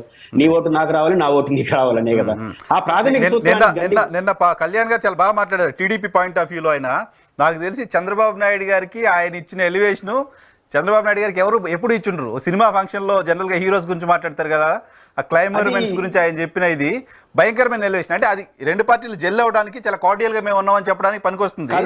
ఇక్కడ పవన్ కళ్యాణ్ గారు చాలా పర్ఫెక్ట్ గా చంద్రబాబు గారికి ఎలివేషన్ ఇచ్చాడు. ఎందుకంటే పర్ఫెక్ట్ అని ఎందుకు అంటున్నారంటే 40% ఓట్లు ఉన్న పార్టీ తెలుగుదేశం.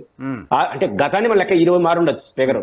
6% ఉన్న పార్టీ 46% ఓట్లు 40% యాడ్ కావడం పెద్ద సమస్య కాదు. మీరు చూడండి, తెలుగుదేశం దగ్గర జనసేన ఓట్లు మాక్సిమం ఓట్లు ట్రాన్స్ఫర్ అవుతాయి.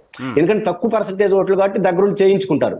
ఈ 40% ఓట్లు 6% ఓట్లు ట్రాన్స్ఫర్ కావాలంటే చాలా కష్టపడాలి, చాలా ఇబ్బంది కూడా ఉంటుంది. ఎందుకంటే పెద్ద సంఖ్య కదా. కాబట్టి చంద్రబాబును ఆ రకమైన ఎలివేషన్ ఇస్తే వాళ్ళందరూ మా నాయకుడు ఇట్లా ఎలివేషన్ ఇచ్చాడు కాబట్టి తెలుగుదేశం వాళ్ళందరూ ఓన్ చేసుకుంటారని చెప్పి ఆయన అట్లా చేసుండొచ్చు. తెలుగుదేశం ఓట్లు ట్రాన్స్ఫర్ ని లాజిక్ గా మలచడం కోసం చాలా ఎలివేషన్ ఇచ్చాడని అనుకుంటున్నాను. చాలా టాక్టికల్ గా వ్యవహరించాడు ఆ విషయంలో. అది అవసరం కూడా, రాజకీయాలు తప్పదు. కానీ పవన్ కళ్యాణ్ గారి స్పీచ్ మాత్రం బాగుంది. బట్ ఆయన ఆఫీస్ లో చెప్పుకోవాల్సిన దాన్ని తీసుకొచ్చి పబ్లిక్ మీటింగ్ లో చెప్పుకోవడం వల్ల అది రాంగ్ మెసేజ్ వెళ్తుంది. సహజంగా దాన్ని వైసీపీ వాడుకుంది. Right sir. దీపక్ రెడ్డి గారు అండి సార్, నేను అడగడానికి ఏం లేదు, మీరు ఫాలో అయ్యారు, మీరే కరెక్ట్ అండి. ఒక 2-3 ముఖ్యమైన అంశాలు చెప్పాలనుకుంటున్నాను సార్. వైఎస్ఆర్ పార్టీకి సంబంధించిన వాళ్ళు డైరెక్ట్ గా ఇది లేదు, కాపు అనే ఒక కులము రేస్ చేసుకుంటూ ఈ రోజు పవన్ కళ్యాణ్ గారిని అటాక్ చేస్తూ ఉన్నారు కదా.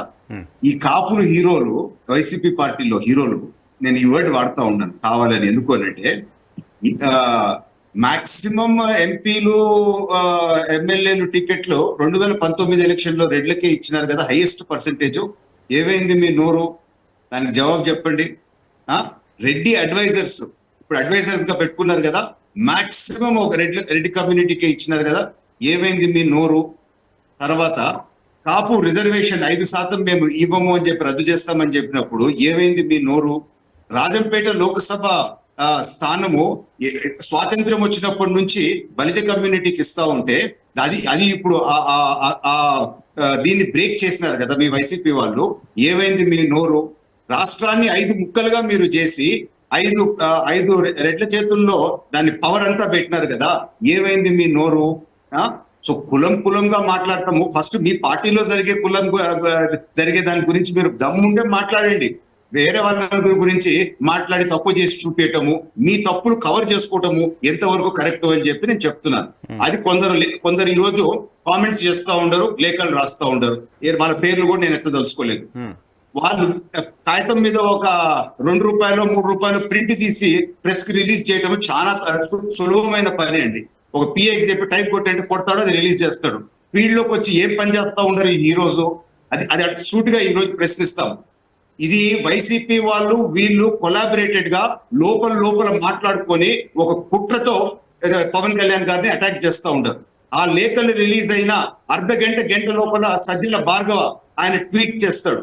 అంటే ఈ కోఇన్సిడెన్స్ చూడండి, ఒకసారి కాదు అనేక సార్లు ఈ విధంగా జరుగుతూ ఉంది. వాళ్ళ లేఖల్లో ఉండే అంశాలు, వాళ్ళు లేవనెత్తిన పాయింట్స్, వైఎస్ఆర్సీపీ వాళ్ళు ఇమ్మీడియట్ గా within half an hour 1 hour అదే పాయింట్స్ లేవనెత్తుతారు, అదే పాయింట్స్ ముందుకు తీసుకుపోతారు. సో కొలాబరేటెడ్ గా వీరు పన్నే రాజకీయ కుట్రలో అదొక భాగమే. ఎంతసేపు కులం అని చెప్పి లేవనెత్తి పవన్ కళ్యాణ్ గారిని కేవలం కులానికి సంబంధించిన మంచిగా చిత్రీకరించేదానికి వీళ్ళు ఒక కుట్ర లేవనెత్తుతా ఉండరు. కానీ వారి పార్టీలో జరిగే కులం గురించి జరిగే విషయాలు ఏ ఒక్కరైనా మాట్లాడే దమ్ము ధైర్యం ఉందా? దమ్ము ధైర్యం ఉంటే ఇప్పుడు చెప్పినారు కదా పవన్ కళ్యాణ్ గారు నిన్న, ఆ మెడకాయ పెట్టి గోడకి ఎట్ట కొడతారో అట్లా కొడతారనే భయం ఉంది వాళ్ళందరిలో. ఆ భయం అయితే తెలుసు, కానీ తిరిగి వేరే వాళ్ళని తిడతారు. అది వాళ్ళు ఆత్మ విమర్శ చేసుకోవాలని చెప్పి నేను చెప్పుకుంటూ చివరిగా ఒక మాట చెప్పి నేను ముగిస్తాను. ఈ రోజుల్లో రాజకీయము ఎలక్షన్స్ అని అంటే అంత ఈజీ కాదు. సో మా అధినేతకి జనసేన అధినేతకి అది తెలుసు. వీళ్ళు విపరీతంగా లక్షలాది కోట్లు దోచేశారు ఈ 5 సంవత్సరాల్లో. రేపు ₹5,000 ఒక ఓటు పెడితే 2 లక్షల ఓట్లు మీరు వేసుకున్నా ₹100 కోట్ల అదే అవుద్ది. 20 కోట్లు పై ఖర్చు. అంటే ₹5,000 లాగా వీళ్ళు పంచితే రేపు 150 కోట్లు ఖర్చు అవుద్దండి. అదే ₹2,000 లాగా తక్కువ వేసుకున్నా కానీ 2 లక్షల ఓట్లు అంటే 40 కోట్లు అదవుద్ది, ఇంకొక 20 కోట్లు పై ఖర్చు అవుద్ది. అంటే 60 కోట్ల నుంచి 120 కోట్ల మధ్యలో ఒక ఎమ్మెల్యే సెగ్మెంట్ అవద్ది. వీళ్ళు దోచుకున్నారు, వాళ్ళ దగ్గర డబ్బులు ఉన్నాయి, ఇసుక డబ్బులు సంవత్సరం రోజుల నుంచి ఏ జిల్లాలో ఆ జిల్లాలో పెడుతున్నారని చెప్పి మనందరికీ తెలుసు. కానీ ఆ విధమైన డబ్బు పవన్ కళ్యాణ్ గారు ఎక్కడైనా దోచారా?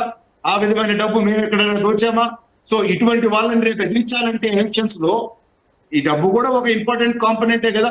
సో అందుకని ఏ క్యాండిడేట్ ఎక్కడ ఎదిరించగలుగుతాడు, ఏ క్యాండిడేట్ ప్రజల్లోకి పోయి వీళ్ళని ఎండగట్టగలుగుతారు, అవంతా చూసి ఒక ప్రాపర్ డెసిషన్ తీసుకోవడం జరిగింది. సో దాన్ని కూడా ఈ రోజు తక్కువ చేసి 2 పార్టీల మధ్యలో వీళ్ళు శకుని పాత్ర వైఎన్ఆర్ గారు, మనం మహాభారత స్టోరీ చదువుతున్నప్పుడు విన్నాం శకులు ఎట్లుంటారు అని. ఇప్పుడు కొడాలి నాని భాషలో నేను చెప్పాలా, ఆ శకుని అమ్మ మొగుళ్ళు లాగా వీళ్ళు తయారైనారు. ఎట్టన్నా సరే జనసేన అండ్ టీడీపీ మధ్యలో డిస్ప్యూట్స్ క్రియేట్ చేయాలా అని చెప్పి వీరు ప్రయత్నిస్తున్నారు. ఒక పాయింట్ మీరు ముద్రగడ గారి గురించి సరే పేర్లు తీసుకోలేదు, హరిరామ్ జోగి గారి లేఖల గురించి మాట్లాడారు. సో వైసీపీ స్ట్రాటజీలో భాగంగా కొలాబరేషన్తో చేస్తున్నారండి. నా పాయింట్ ఏంటంటే ముద్రగడ గారు సరిగ్గా 4 రోజుల క్రితం ముద్రగడ గారు అబ్బాయి వాళ్ళ ఇంట్లో మీడియాతో ఆయన రికార్డ్ మాట్లాడింది, మేము చేరితే తెలుగుదేశంలో లేకపోతే జనసేనలో వైసీపీ నాయకులు మా ఇళ్లకు కూడా రావద్దు అన్నారు. తెలుగుదేశం పార్టీ సీనియర్ నేత జ్యోతుల్ నెహ్రూ గారు వాళ్ళ ఇంటికి వెళ్ళారు అదే రోజు, సరిగ్గా 4 రోజుల క్రితం. జనసేన పార్టీకి సంబంధించిన ముఖ్య నాయకులంతా వాళ్ళ ఇంటికి వెళ్ళారు.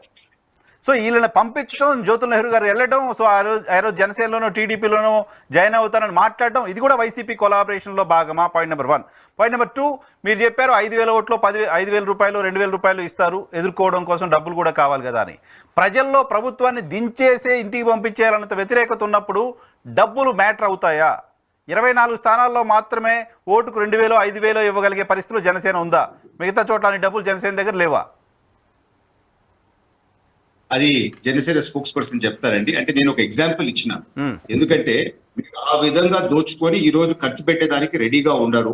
రేపు ఇంకొక 1.5 మంత్ మీరే చూస్తారు ఏ విధంగా డబ్బులు ఎల్లవగా వీళ్ళు డిస్ట్రిబ్యూట్ చేస్తారో మీరే చూస్తారు. సో అటువంటి డబ్బులు వీళ్ళు రేపు ఖర్చు పెట్టగలుగుతున్నారు అంటే ఎక్కడి నుంచి వచ్చినాయండి ఆ అమౌంట్స్ అన్ని? సో దాన్ని ఎంతో కొంత మ్యాచ్ చేయాల్సిన పరిస్థితి ఈ రోజు ఉంది కదా. సరే మా దగ్గర అంత అమౌంట్ లేదు, వీరి మీద ఉండే వ్యతిరేకతతో మేము గెలుస్తాము అండ్ మేము చేయబోయే మంచి పనులతో ప్రజలు మనకు ఓటేస్తారని అనుకుంటున్నాం. బట్ ఖర్చు మాత్రము వారు 100 పెడితే కనీసం ఒక 20 అయినా పెట్టగలిగే పరిస్థితి ఇటు సైడ్ ఉండాలి కదా.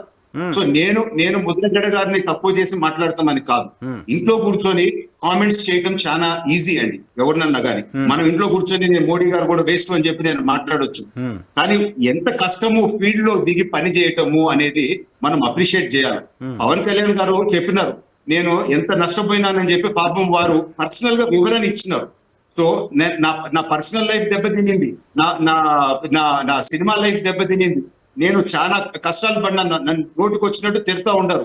ఇంత నేను భరించి నా చేతనైనంత వరకు నేను చేస్తున్నాను అని అంటే ఆ మంచి ఆస్పెక్ట్ మనం తీసుకోవాలి, కానీ ఇంకా 1-2 తప్పులు ఏరుకుంటా పోవటము ఎంతవరకు కరెక్ట్? ఇప్పుడు అధికారంలో ఉండేది జగన్మోహన్ రెడ్డి గారు. మీరు తీసుకుంటారు, చెడు వైసీపీ తీసుకుంటది. వాళ్ళకి కావాల్సింది వాళ్ళు తీసుకుంటారు, మీకు కావాల్సింది మీరు తీసుకుంటారు. కాదు ఇక్కడ అధికారంలో ఉండేది జగన్మోహన్ రెడ్డి గారు.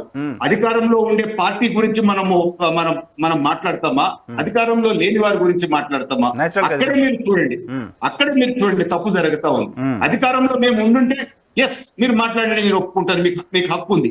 ఇక్కడ అధికారంలో వీరు ఉండి వీరు అబద్ధాలు చెప్పి వీరు ప్రజల్ని పట్టించుకోక ప్రజల కష్టాల గురించి మాట్లాడకుండా తిరిగి టీడీపీలో జనసేన గురించో ఎవరైనా మాట్లాడతాం అనేది కరెక్ట్ కాదు. ఇదే సాకు వైసీపీ వాళ్ళు కూడా వాడుతున్నారు. వాళ్ళని ఏమన్నా మేము అడిగితే తిరిగి మమ్మల్ని కౌంటర్ అటాక్ చేస్తారు. మీరు ముద్రగడ గారి గురించి మాట్లాడిన మాటల్లో వైసీపీ కొలాబరేషన్ అన్నప్పుడు సో ఆయన డైరెక్ట్ గా తెలుగుదేశం పార్టీలో చేరతాను అనే స్టేట్మెంట్ రావడం వెనక కూడా వైసీపీ ఉంటుందా? నేను విన్నది సరే నిజమో కాదో నాకు తెలియదు, కానీ మీ పార్టీ పైన వచ్చిన ఒక విమర్శ, పార్టీ జాతీయ అధికార ప్రతినిధిగా మీరు క్లియర్ చేస్తే కూడా బాగుంటుంది. తెలుగుదేశం పార్టీయే ముద్రగడ గారిని ఆయన జనసేనలోకి వెళ్లకుండా లేకపోతే తెలుగుదేశం పార్టీలోకి రాకుండా అడ్డుకుంది అనే ఒక ప్రచారం కూడా జరుగుతోంది. మనుషులు మాట్లాడే మాటలు బట్టి ఒక పీరియడ్ ఆఫ్ టైం మనం చెక్ చేస్తే వారి అసలైన ఉద్దేశం ఏందో బయటపడుతుందండి. ఇప్పుడు జగన్మోహన్ రెడ్డి గారు ఎలక్షన్స్ ముందు ముద్దులు పెడతా ఒక ఛాన్స్ రిక్వెస్ట్ గా అడుక్కున్నాడు. సరే మాకు బాగుంటారేమో అని చెప్పి ప్రజలు నమ్మి వారికి ఓటేశారు. కానీ ఈ 5 సంవత్సరాల్లో వారు చేసిన యాక్షన్స్, వారు మాట్లాడిన మాటలు బట్టి ప్రజలు ఒక అంచనాకు వచ్చినారు. సో అదే విధంగా ముద్రగడ గారు మేము ఉంటాము, ఈ పార్టీకి వస్తాము అని చెప్పి కానీ ఈ విధంగా డ్యామేజ్ చేసే లెటర్లు ఈ రోజు చేయటం ఎంతవరకు కరెక్ట్? సో పవన్ కళ్యాణ్ గారిని ప్రశ్నించడం కాదు, దాంతో రైట్ ఏం చేయాలా, లేకపోతే ఇంకేదైనా పాజిటివ్ సజెషన్స్ ఉండాలా, కానీ వారి మీద తప్పు పట్టే విధంగా వారు మాట్లాడిన ప్రతి మాట ఈ రోజు వైసీపీ వాళ్ళు మాట్లాడుతున్నారు అని అంటే దాని అర్థం ఏంటండి? ఈ రోజు కొన్ని పాయింట్స్ కాంగ్రెస్ పార్టీ లేవనెత్తిన పాయింట్స్ పాకిస్తాన్ లో కరెక్ట్ అని మాట్లాడతారు. దాని వెనకాల నెక్సెస్ ఏందండి? సో ఇవి మనం అర్థం చేసుకోవాలి. సో దాంట్లో డెప్త్ లోకి పోతే ఇంటెన్షన్స్ ఏందో బయటపడతాయి అని నేను అంటున్నాను. ఆ ఇంటెన్షన్ సరైనది కాదు. ఒకసారి ఒక మాట మాట్లాడతాము, కానీ ఇంకొక డ్యామేజింగ్ గా మీరు లేవనెత్తిన పాయింట్స్ సో అది సరిగ్గా అనిపించట్లేదని చెప్పి నేను చెప్తున్నాను. నేను ఎవరైనా పర్సనల్ గా కామెంట్ చేసే ఉద్దేశం నాకు లేదు, కానీ ఓవరాల్ గా అనాలిసిస్ చేస్తే అది కరెక్ట్ గా అనిపించట్లేదని చెప్పి మాత్రం తెలుపుకుంటున్నాను. కీర్తన గారు, రాజీవ్ గారు కొన్ని అలిగేషన్స్ చేశారు, జనసేన పైన కొన్ని కామెంట్స్ చేశారు, రెస్పాండ్ అవుతారా? తప్పకుండా. రాజీవ్ గారు ఏమన్నారంటే మాకన్నా ఎక్కువ సంక్షేమం ఇస్తానంటున్నారు, మళ్ళీ వీరు మాకు కూడా ఏం వ్యతిరేకంగా ఏం చేస్తున్నారు. సంక్షేమం అంటే అభివృద్ధితో కూడి చేయాలి సార్. మద్యానికో చీప్ లిక్కర్ కో ప్రజల్ని బానిసలు చేసి ఆ డబ్బు తీసుకొని సంక్షేమం ఇస్తూ మళ్ళీ రాబో రోజులకు కూడా అప్పు చేస్తూ ఇచ్చిన హామీని పక్కన పెట్టడం సంక్షేమం అనిపించుకోదు. అండ్ పబ్లిక్ మీట్ యూటిలైజ్ చేసుకోవాల్సింది దేనికంటే ప్రజలకు మీరు చేసిన మంచి కార్యక్రమాలు చెప్పుకోవడం కోసం, ప్రతిపక్ష నేతల్ని అమ్మనా బూతులు తిట్టడం కోసము కాదు, వాళ్ళ వ్యక్తిగత జీవితంలోని విషయాలను తీసుకొని వచ్చి మాట్లాడడం కోసము కాదు. మీరు మమ్మ పలికే మాటలేంటి? అక్కమ్మలు చెల్లెమ్మలు నన్ను నమ్మండి, నువ్వు చక్కటి పరిపాలన చేసి నిన్నమ్మ నువ్వు చెప్పుకోవడం ఏంటి? నీ ఎలివేషన్ నువ్వు ఇచ్చుకోవడం ఏంటి? పబ్లిసిటీ పేరుతో ఆల్రెడీ మా నెత్తిన సినిమా హాల దగ్గర నుంచి పేపర్ చూసినా ఎక్కడ చూసినా ఈవెన్ యూట్యూబ్ ఓపెన్ చేసినా నీ యాడ్లే, ఎక్కడ సిద్ధం పోస్టర్లే. దానికంటే మా కర్మ మా డబ్బే కదా ఖర్చు పెడతాం. ఆఖరికి మా వాలంటీర్ ద్వారా పేపర్ కొనించుకుంటున్నారు సాక్షి, అది కూడా పరోక్షంగా ప్రజల డబ్బే కదా ఖర్చు పెడుతున్నాం. ఇంత పబ్లిసిటీ ఉపయోగించుకుంటే మళ్ళీ నమ్మండి, అమాయక బిడ్డని అభాగ్యుడిని ఎవరు లేరు. అమ్మ చెల్లిని తరమ కొట్టి బాబాయిని గొడ్డలు పోటేసి లేపేసి ఇంకా అమాయకుడిగా అటువంటి మీరు అధికార ప్రతినిధిగా అటువంటి స్టేట్మెంట్స్ ఇవ్వకూడదండి. బాబాయిని చంపేశాడు సబ్జుడిస్ అవుతుంది, పాయింట్ కూడా కాదు, డెకోరం ఉండదు. It's not my words, it's not my words, whose words? Public only speaking this words. Public మాట్లాడతారు, మీరు ఆ పార్టీ అధికార ప్రతినిధి కదా. అదే నేను చెప్తున్నాను, గొడ్డలతో చంపేశారు అటువంటి భాష కరెక్ట్ కాదు. ఎవరైనా డిబేట్ లో డెకోరం ఉంటే బాగుంటుంది. మీ విజ్ఞత మీరు ఏమైనా మాట్లాడుకోవచ్చు, కానీ ఈ ఛానల్లో మాట్లాడుతున్నప్పుడు గొడ్డలతో ముఖ్యమంత్రి బాబాయ్ని చంపేశారు అంటే చంపినప్పుడు తేలుతుంది సబ్జూడిస్. ఆయన హైదరాబాద్ లో ఉన్నారు, అక్కడ ఆయన మర్డర్ అయ్యారు, గొడ్డలతో చంపేశారని ఓటు ఏంటండి? I agree with you. Assembly సాక్షిగా పెళ్ళాలని మాట్లాడితే తప్పు కదా సార్? అది దానికి కౌంటర్ ఇవ్వండి, అది ఓకే, అది కౌంటర్ ఇవ్వండి. దానివల్ల ఏమవుతుందంటే మీరు చేస్తున్న ఆర్గ్యుమెంట్ క్రెడిబిలిటీ తగ్గిపోద్ది. జగన్మోహన్ రెడ్డి గారు వినయం పట్ల మీరు చెప్పాలి కదా, చెప్పడం లేదు. అసెంబ్లీ సాక్షిగా మీరు చట్టసభ మాట్లాడుతున్న మాట్లాడండి, సాక్షాత్కారాలు మాట్లాడుతున్న పబ్లిక్ రిప్రజెంటేటివ్. అది మార్చడం కోసం కదా జనసేన వచ్చింది, అది తప్పు అనేది మార్చడం కోసం కదా మీరు వచ్చింది. మీరు దానికంటే ఎక్కువ మాట్లాడితే ఉపయోగం ఏంటి? One second. ఇంకోటి ఏంటంటే ఈయన వ్యూహం మేము ఒకటే చెప్తాం సార్, రాముడు సైతం దేవుళ్ళు సైతం రాక్షసుని సంహరించాలంటే వ్యూహాలతో ఆయుధాలతోనే వెళ్తాం. ఇప్పుడు మేము పోరాడుతున్నది ప్రజల పక్షాన. మేము కూడా ఒక రాక్షస పరిపాలన విముక్తి కలిగించాలనుకుంటున్నాం కాబట్టి పొత్తులు వ్యూహాలని అనేక అంశాలతో కలిసి వస్తున్నాం. సో దాంట్లో జగన్మోహన్ రెడ్డి గారు వాళ్ళ క్యాడర్ విపరీతమైన వల్లభాన్న కపట ప్రేమ మా జన సైనికులను చూపిస్తూ వాళ్ళని ఏదో పవన్ కళ్యాణ్ గారు మోసం చేస్తూ తాకట్టు పెడుతూ కూలీలను చేస్తున్నామనే స్టేట్మెంట్ వాళ్ళ పైన పాస్ చేస్తే పవన్ కళ్యాణ్ గారు బహిరంగ సభలో వైడర్ రేంజ్ లో రెస్పాన్స్ రావాలి కాబట్టి ప్రజలను ఉద్దేశించి ఉన్నదన్నట్టు నీట్ గా డీటెయిల్ గా మాట్లాడేశాడు. ఏది దాచిపెట్టకుండా ఇది వాస్తవం, ఇది మనకున్న రిజల్ట్, ఇది మనం చేయాల్సిన పని అని డీటెయిల్ గా చెప్పారు. అదే జగన్మోహన్ రెడ్డి గారు లోపలేమో వీళ్ళని తిట్టు చివాట్లు వేస్తూ బహిరంగ మేకపోతు కాంపిటీషన్ చూపిస్తారు. రేపు ఓడిపోయేది వాళ్ళే, ప్రజలు వ్యతిరేకత పొందుతున్నట్టు వాళ్ళు. ముద్రగడ అంశం కూడా అంశంలో కూడా పవన్ కళ్యాణ్ గారు స్పందించారు. టీడీపీని అప్పుడు చెప్పారు, ఆయన వ్యక్తిగతంగా ఆయన అభిప్రాయం చెప్పడానికి ఆయనకు రైట్ ఉంది. ఆ వీడియో కూడా నెక్స్ట్ డిబేట్ తీసుకొచ్చి మీకు చూపిస్తాను రాజీవ్ గారు. అప్పుడు ఖండించారు, అలాగే ముద్రగడ గారు సపోర్ట్ కూడా. కానీ ముద్రగడ అనే వ్యక్తి ఎప్పుడో పవన్ కళ్యాణ్ గారిని వ్యక్తిగతంగా విమర్శించడం కోసం వారాహి యాత్రలో ఆయన ఏదో విమర్శిస్తే అక్కడ స్థానికంగా ఎమ్మెల్యే గురించి మాట్లాడితే వెంటనే లెక్క రాశారు పవన్ కళ్యాణ్ గారికి.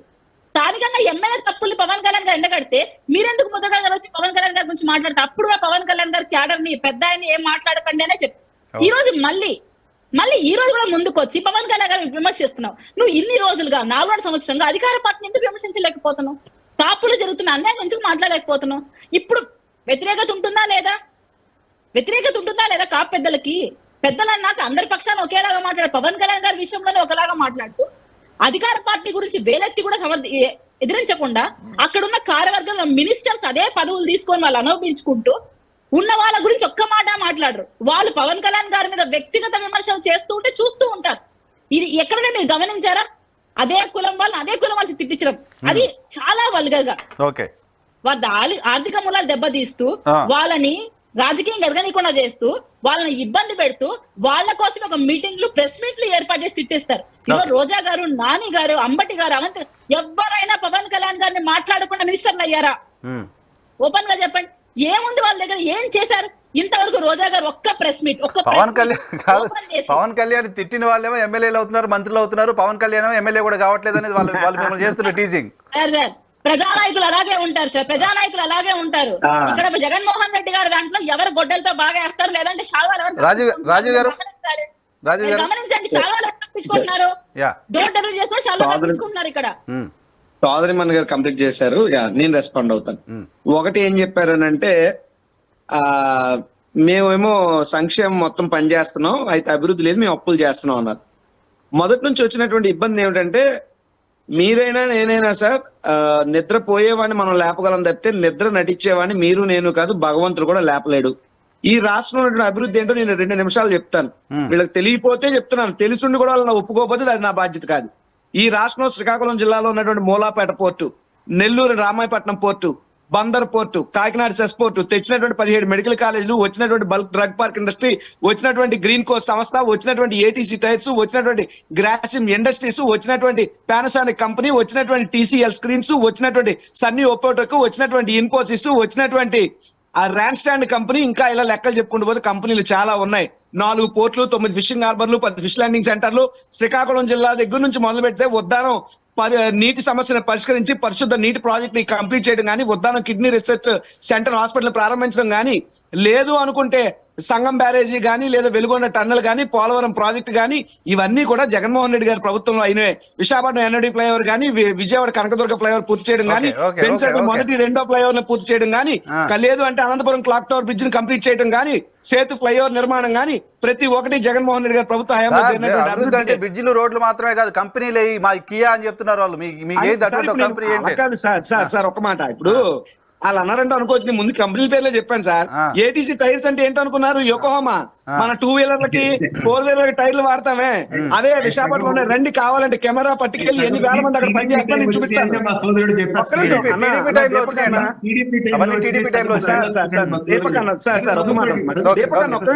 ఒక్క నిమిషం సార్, నేను మొదలు పెట్టడానికి ముందే నేను చెప్పాను ఇప్పటి వరకు కంపెనీలు లేవు, కంపెనీలు వెళ్ళిపోయాయని మాట్లాడారు. కంపెనీలు చాంతాడని చెప్తే తగుదు నమ్మని తయారై మేమే తెచ్చాం. చెప్పండి, రాజీవ్ గాంధీ కూపురు లూజింది టీడీపీ, ఆయన ఎవరికో పురుషోత్తం రెడ్డి గారికి కూడా బట్టలు వేసింది టీడీపీ. మీ ఇష్టం, ఇంకా క్లెయిమ్ చేసేయండి, ఊరందరూ మీరే క్లెయిమ్ చేసుకోండి. బట్ ఒకటి ప్రజలకి తెలుసు ఎవరు ఏం చేశారనేది ప్రజలకు తెలుసు, నిశ్చితంగా పరిశీలిస్తున్నారు, మంచి నిర్ణయం తీసుకుంటారు. రెండవది, ముద్రగడ పద్మనాభం గారి గురించి ఏవో లేఖలు రాస్తున్నారనో లేదా కాగితం పెట్టో 2 రూపాయలు 3 రూపాయలు చెప్పారు. సార్, చంద్రబాబు నాయుడు గారి లాగా 2 ఎకరాల నుండి లక్షల కోట్లకు అధిపతి ఆయన మనిషి కాదు. ఆయన తరతరాలుగా తన జీవితాన్ని, తన తరాలని, ఆస్తిని జాతి కోసం, సమాజం కోసం త్యాగాలు చేసి మంత్రి పదవులను కూడా బేఖాతరుగా విడిచిపెట్టినటువంటి వ్యక్తి. అటువంటి వ్యక్తుల గురించో, హరిరామజోయ గారు లాంటి వ్యక్తుల గురించో మిమ్మల్ని పొగిడితేనో, చంద్రబాబు నాయుడు పొగిడితేనో, తెలుగుదేశాన్నో జనసేనో పొగిడితేనో మీ దృష్టిలో హీరోలు అయిపోయి మిమ్మల్ని నిలదీసిన అటువంటి వ్యక్తులు మీకు జీరోలు అయిపోతే అది మీ విజ్ఞతకు వదిలేస్తా. అటువంటి వ్యక్తుల గురించి వ్యక్తిత్వ హననం చేసే వ్యాఖ్యలు ఎంత తక్కువ మాట్లాడితే అంత మంచిది. రెండో విషయం ఏంటంటే, ఇప్పుడు ఇదే పవన్ కళ్యాణ్ గారి గురించి మాట్లాడుతూ మా సోదరిమని రాక్షస సంహారం అన్నారు. చెయ్యండి అమ్మా, రాక్షస సంహారం అని మీ దృష్టిలో ఉంటే చెయ్యండి. కానీ ఆనాటి రాముడు కూడా వానరుల చేత వెళ్ళాడు కానీ రావణుల సైన్యాన్ని వేసుకుని వెళ్ళలే. మీరు ఈరోజు రావణులతో చేరుతున్నారు. రావణులతో చేరేలు ఎవరు చేరుతారు? తోటి రాక్షస జాతి కలుస్తారు. రాక్షస జాతి, దేవతల జాతి ఎప్పుడు వైరాలే ఉంటాయి. మీరు ఇండివిజువల్ గా వ్యవహరించి పవన్ కళ్యాణ్ గారు చంద్రబాబు నాకు ఎంత దూరమో, జగన్మోహన్ రెడ్డి అంతే దూరం అంటే రాజకీయ పార్టీ డెసిషన్స్ స్టాగ్నెట్ గా ఉండవు రాజీవ్ గారు, చేంజ్ అవుతా ఉంటాయి. సార్ ఉండకపోవచ్చు. తనేదో డౌట్ అడుగుతున్నారు కీర్తన్ గారు మిమ్మల్ని. కీర్తన్ గారు ఏంటి? లేదు, ఇంకా నాకు పూర్తి అవ్వలేదు. ఎప్పుడు విమర్శించలేదు కానీ కుల పెద్దల కుల పెద్దల పవన్ కళ్యాణ్ గారు విమర్శించడానికి వస్తున్నారు. అధికార పార్టీ చెప్పిన హామీలు కాపులకు చెయ్యకపోతే ఎందుకు మాట్లాడటం లేదు? చెప్తాను దానికి కూడా ఆన్సర్ చెప్తాను. ఎస్ అని నా పాయింట్ మిస్ అయ్యాను. కాపు ఈ అధికార పార్టీని ప్రశ్నించలేదు ముద్రగడ గారు అన్నారు. ఎస్, 167 తప్పుడు కేసులు కొన్ని వేల మంది కాపు యువత మీద చంద్రబాబు నాయుడు బనాయిస్తే ఏ రోజు పవన్ కళ్యాణ్ గారు కానీ మీలాంటి వారు కానీ అప్పుడు ఉన్నటువంటి అధికార పార్టీని ప్రశ్నించకపోతే అధికారంలోకి వచ్చినటువంటి జగన్మోహన్ రెడ్డి గారు 164 కేసులు ఎత్తేసాడమ్మా. ఎందుకు విమర్శించాలి అధికార పార్టీని? చెప్పండి సమాధానం. విశాఖపట్నంలో గతంలో 10 ఎకరాల భూమి కాపు భవన్ కి కేటాయిస్తే మీ చంద్రబాబు నాయుడు దాన్ని క్యాన్సిల్ చేస్తే ఇప్పుడే మేము శంకుస్థాపన చేసి వచ్చాం. జగన్మోహన్ రెడ్డి గారు ల్యాండ్ ఇచ్చారు, 2 కోట్ల ఫండ్ కూడా ఇచ్చారు. నేను అన్ని చెప్తాను. రాజీవ్ గారు కాపు కులంలో ఒకరికి కార్పొరేషన్ నిధులో లేకుంటే కార్పొరేషన్ పదవులు ఇచ్చేసేసి వాళ్ళు అక్కడ పెద్దగా పెట్టేసి కాపులందరూ చేసి సైలెంట్ గా లేదు సోదరి గారు, ఒక మాట నా మాట మీ ప్రశ్న నాకు అర్థమైంది. సార్ 2019 సార్ ఒక నిమిషం, నాకు మీ ప్రశ్న అర్థమైంది. సమాధానం చెప్పలేమండి. ఓకే సార్, దీపక్ గారు ఒక నిమిషం, నాది అయిపోయింది. దీపక్ గారు ఒక్క నిమిషం సార్, నేను చెప్తాను. ఇద్దరు ఒకేసారి ప్రశ్న అడుగుతుంటే ఇబ్బంది అవుతుంది. నేను చెప్తాను కదా. ఇప్పుడు 31 మంది దీపక్ గారు ఒక్క నిమిషం ఉండండి. రాష్ట్రాకొద్దు మనకి 31 మంది శాసనసభ్యులకి 2019లో జగన్మోహన్ రెడ్డి గారు శాసనసభకు పోటీ చేసే అవకాశం కాపులకు ఇచ్చారు 31 మందికి. దాంట్లో 29 మంది కాపులు గెలవడం జరిగింది. గెలిచిన తర్వాత ఏమంటారు? కాపు సంక్షేమానికి ఏడాదికి 2,000 కోట్లు, 5 ఏళ్లలో మరి ఏడాదికి 2,000 కోట్లు ఇస్తా ఉన్నారు. కానీ ఈ రోజు సంక్షేమం స్కీమ్ ఏదైనా, పథకం ఏదైనా అల్టిమేట్ గా రూపాయి లబ్ధి, మేలు, అభివృద్ధి ఇక్కడ మనం లెక్కేస్తాం. ఏం జరిగింది అల్టిమేట్ గానీ? ఈ రాష్ట్ర చరిత్రలో ఎప్పుడు లేని విధంగా కాపు కులస్తులు సుమారు 30,000 కోట్ల రూపాయలు అందించింది జగన్మోహన్ రెడ్డి గారి ప్రభుత్వం అవినీతి రహితంగా. కాపు నేస్తం గానీ, కాపు మహిళలకు గానీ, కాపు యువతకు గానీ ఏ విధంగా చేశాం వెళ్ళి చూడండి. అంతే తప్ప ఈ పెద్దలు, కాపు పెద్దలు ఎందుకు జగన్మోహన్ రెడ్డి గారిని విమర్శించట్లేదంటే జగన్మోహన్ రెడ్డి గారు కామన్ గా అందరికి వచ్చే మాట్లాడండి మౌనం ఉన్నారు కదా, I respect the same from you. ఇప్పుడు మీరు మాట్లాడని చెప్పి మౌనంగా ఉన్నాను. నా ప్రశ్న మీకు ఏమైనా అభ్యంతరకరం అనిపిస్తున్న సమాధానం మీరు నోట్ చేసుకోండి. నాది పూర్తి అయిన తర్వాత మీరు ప్రశ్నించండి. కంక్లూడ్ చేద్దాం, టైం కూడా అయిపోయింది, కంక్లూడ్ చేద్దాం. ఒక నిమిషం రాజు గారు, దీపక్ గారు మీ క్వశ్చన్ ఏంటి సార్? దీపక్ గారు ఇదే పవన్ కళ్యాణ్ గారు అనేక సభల్లో నేను కాపుని, నాకు ఏ రోజు మీరు అండగా నిలబడలేదు కాబట్టి నేను భీమవరం గాజువాకల్లో ఓడిపోయాను అన్నాడు. నేను ఇందాక కూడా చెప్పాను, నువ్వు ఏ రోజన్నా ఆ జాతిలో పుట్టినటువంటి బిడ్డగా అంత పెద్ద ఉద్యమం జరిగితే ఎందుకు బయటకు వచ్చి కాలు పెట్టలేదు నువ్వు ఆ ఉద్యమ సభలో? మీ అన్న చిరంజీవి గారు వస్తుంటే ఆ రోజు ఆపించాడే చంద్రబాబు నాయుడు గారు. ఆ రోజు ఎందుకు అన్న కోసం పడుకుని దొల్లలేదు? ఎందుకు చంద్రబాబు నాయుడు కోసం దొల్లాల్సి వచ్చింది? జక్కంపూడి రామ్మోహన్ రావు గారు కొడుకు జక్కంపూడి రాజాని ఇదే చంద్రబాబు నాయుడు ప్రభుత్వం బట్టలు ఇప్పించి చితక్ కొట్టించి లాఠీలతో ఉల్లోనం చేస్తే ఆ రోజు బయటికి రావా? ఆ రోజు జక్కంపూడి గారు అబ్బాయి ఒక కాపు బిడ్డ కాదా? నీకు మాత్రం కాపులు అండగా నిలబడాలి, కాపులకు అన్యాయం చేసే చంద్రబాబు మాత్రం నువ్వు అండగా నిలబడతావా? జాతిని ఎందుకు అంగీకరించాలి? ఒకటే చెప్తున్నాను సార్, కాపుల కోపం పవన్ కి తప్పదు, శాపం 2024 తెలుగుదేశం అవ్వకు తప్పదు.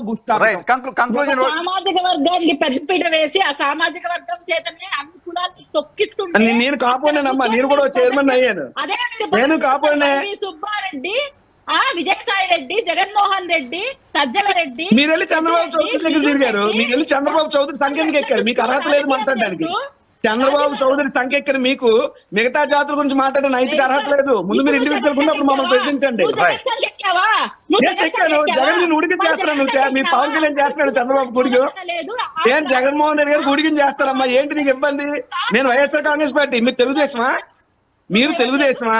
చంద్రబాబు పవన్ బూట్ పాలిష్ చేస్తున్నాడా? చంద్రబాబు సంఖ్యకి ఎక్కాడు, చంద్రబాబు చౌదరి సంఖ్యకు పవన్ కళ్యాణ్ ఎక్కాడు. చేస్తున్నాను, జగన్మోహన్ రెడ్డి గారు చేస్తాను, నీకేం నష్టం? నేను ఆ పార్టీ వ్యక్తిని, నేను మా నాయకుడికి బూట్ పాలిష్ చేస్తాను, పాలాభిషేకం చేస్తాను, ఊడికం చేస్తాను. చేస్తున్నాడా చంద్రబాబు పవన్ కళ్యాణ్? ఒప్పుకోండి. నేను డైరెక్ట్ గా చెప్తున్నానమ్మా, మా నాయకుడి కోసం పనిచేస్తున్నారు, మీరు మీ నాయకుడు కాకుండా పక్క నాయకుడి కోసం చేస్తున్నారని రాజీవ్ గారు మిమ్మల్ని చేస్తున్న టీజింగ్. మేము మా నాయకుడిగా చేసుకుంటాం కానీ పక్క పార్టీ నాయకుడికి చేస్తారు. వీళ్ళు దురదృష్టం ఎవరికి రాకూడదు. జనసేన నాయకుడు, జనసేన సైనికులందరినీ జెండా కూలీగా మార్చేసిన చరిత్ర మాత్రం పవన్ కళ్యాణ్ కి దక్కుతుంది, నో డౌట్. మాటలు వస్తాయి కాబట్టి పవన్ కళ్యాణ్ గారు నేను బహిరంగంగా క్లారిటీగా మాట్లాడారు. ఇట్లాంటి వాళ్ళు ఆ కుటిల రాజకీయాలు చేస్తూ మాకు కుటిల రాజకీయాలు కాదమ్మా, కనువిప్పు కలిగించే రాజకీయాలు చేస్తున్నారు. నేను మీ మాటలు డైవర్ట్ అవ్వను. నేను అడుగుతున్న మాట ఏంటంటే, ఇక్కడ కార్పొరేషన్ మీద డైవర్ట్ చేస్తూ కార్పొరేషన్ కి ఇస్తానన్న 10,000 కోట్లు ఇవ్వకుండా కార్పొరేషన్ లో ఉన్న వాళ్ళకి ఎవరికో 4 పదులు కట్టబెట్టేసి కాపుల్ని మీ కనుసంధంలో కాలకిని తొక్కుతూ రెడ్ల చేత మీరు రాజకీయం చేపిస్తూ ఉంటే మీరు మేము బూట్లు దొరచడానికి కూడా సిద్ధమని మాట్లాడుతుంటే నిజంగా ఆవేదన వేస్తుంది. మీరు రాజకీయ నాయకులు లేని రాజకీయ నాయకురాలే. మా పార్టీ అధినేత చేసుకున్నాను, మీ పార్టీ అధినేత చంద్రబాబు చేస్తున్నాడు, అక్కడ వచ్చిన ఇబ్బంది. స్వామి భక్తి, అది స్వామి భక్తికి ఊడిగానికి తేడా తెలియని స్థితిలో మీరుంటే నాకు అభ్యంతరం లే. స్వామి భక్తికి ఊడిగానికి తేడా తెలియని స్థితిలో మీరు రాజకీయం చేస్తే నాకు అభ్యంతరం లేదమ్మా. స్వామి భక్తికి ఊడిగానికి ఉన్నటువంటి తేడా వచ్చే ఎన్నికల తర్వాత మీరు తెలుసుకోండి. పెట్టుకున్నాడు అప్పుడు బూటు దుడిచాడా? మీ లెక్కన బూటు దుడిచాడా? ఎవరమ్మా? రాజశేఖర కాంగ్రెస్ పార్టీ పెట్టుకుంది, రాజశేఖర రెడ్డి గారు కాదు. ముఖ్యమంత్రి అయిన తర్వాత రాజశేఖర రెడ్డి గారికి ఇండివిజువాలిటీ. ఆ రోజు రాజశేఖర రెడ్డి గారు పొత్తులు వద్దన్నారు, మీకు తెలియదేమో. మేము ఉన్నాం. దీపక్ గారు,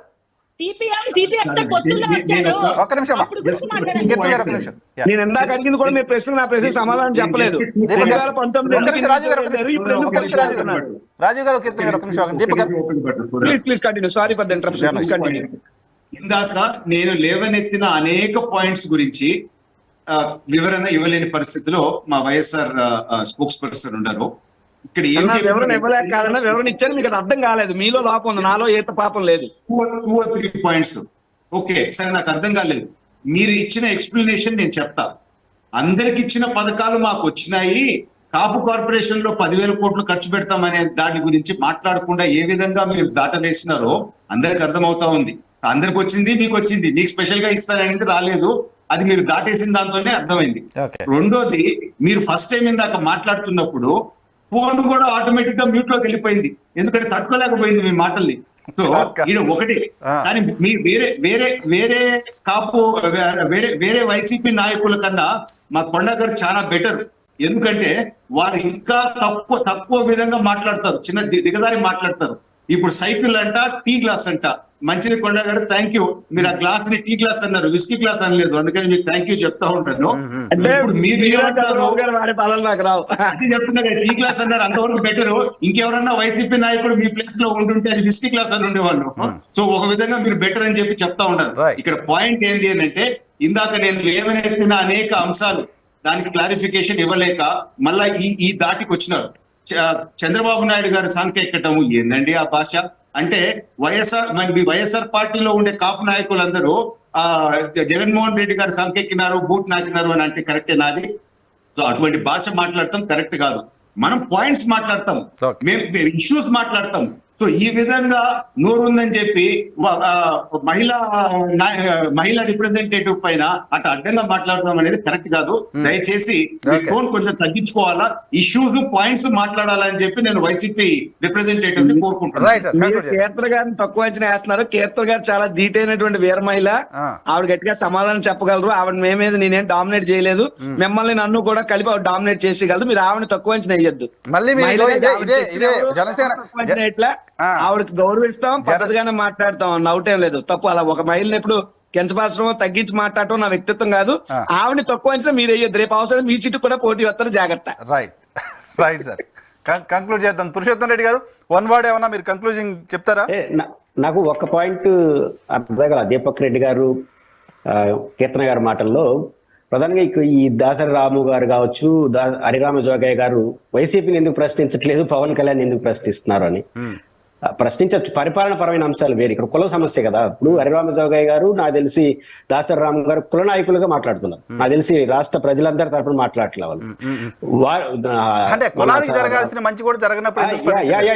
నా పాయింట్ ఏంటంటే, రాజు అంగీకరించకపోయినా వాళ్ళిద్దరు దృష్టిలో వైసీపీ యాంటీ కాప్ అని కదా, వాళ్ళిద్దరు దృష్టిలో వీళ్ళు వస్తే బాగు చేస్తారని కదా వాళ్ళ అంచనా. కులపరంగా రాష్ట్రం దేశ సమస్యలు పక్కన పెట్టి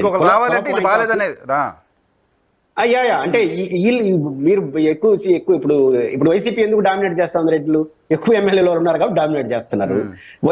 రేపు కూడా వీళ్ళు జనసేన వాళ్ళు ఒక 40-50 మంది ఉంటే మనకు రాజ్యాధికారం బాగుంటుందని బహుశా వాళ్ళు పెద్దలు ఆలోచించారు. కులం పరంగా ఆలోచించినప్పుడు కులం పరంగానే చూస్తారు వాళ్ళు. రెండో పాయింట్ ఏంటంటే, కీర్తన గారైనా దీపక్ రెడ్డి గారైనా ఒక్క విషయాన్ని యాక్సెప్ట్ చేయాల్సింది, నిన్నటి వరకు వాళ్ళని ఎంకరేజ్ చేసింది మీరు. వాళ్ళు చేసిన ప్రతి లెటర్ ని బాగుంది అని టీవీలో కూర్చొని మాట్లాడింది మనమే కదా, తెలుగుదేశం మాట్లాడాల. జనసేన నాయకులందరూ మాట్లాడినప్పుడు ఇది సహజంగా దాన్ని యాక్సెప్ట్ చేస్తారు. దాన్ని మీరు సర్దిద్దుకోవాలి తప్ప ఇంకొకరిని అటాక్ చేస్తే లాభమే ఉంది. Right sir, thank you very much. Purushottam Reddy గారు, దీపక్ రెడ్డి గారు, కీర్తన గారు, అలాగే రాజీవ్ గాంధీ గారు డిబేట్లో పార్టిసిపేట్ చేసినందుకు. ఇది వాళ్ళ రియాలిటీ చెక్. రేపటి షోలో మళ్ళీ కలుద్దాం. చూస్తూనే ఉండండి ఈ హార్టీ.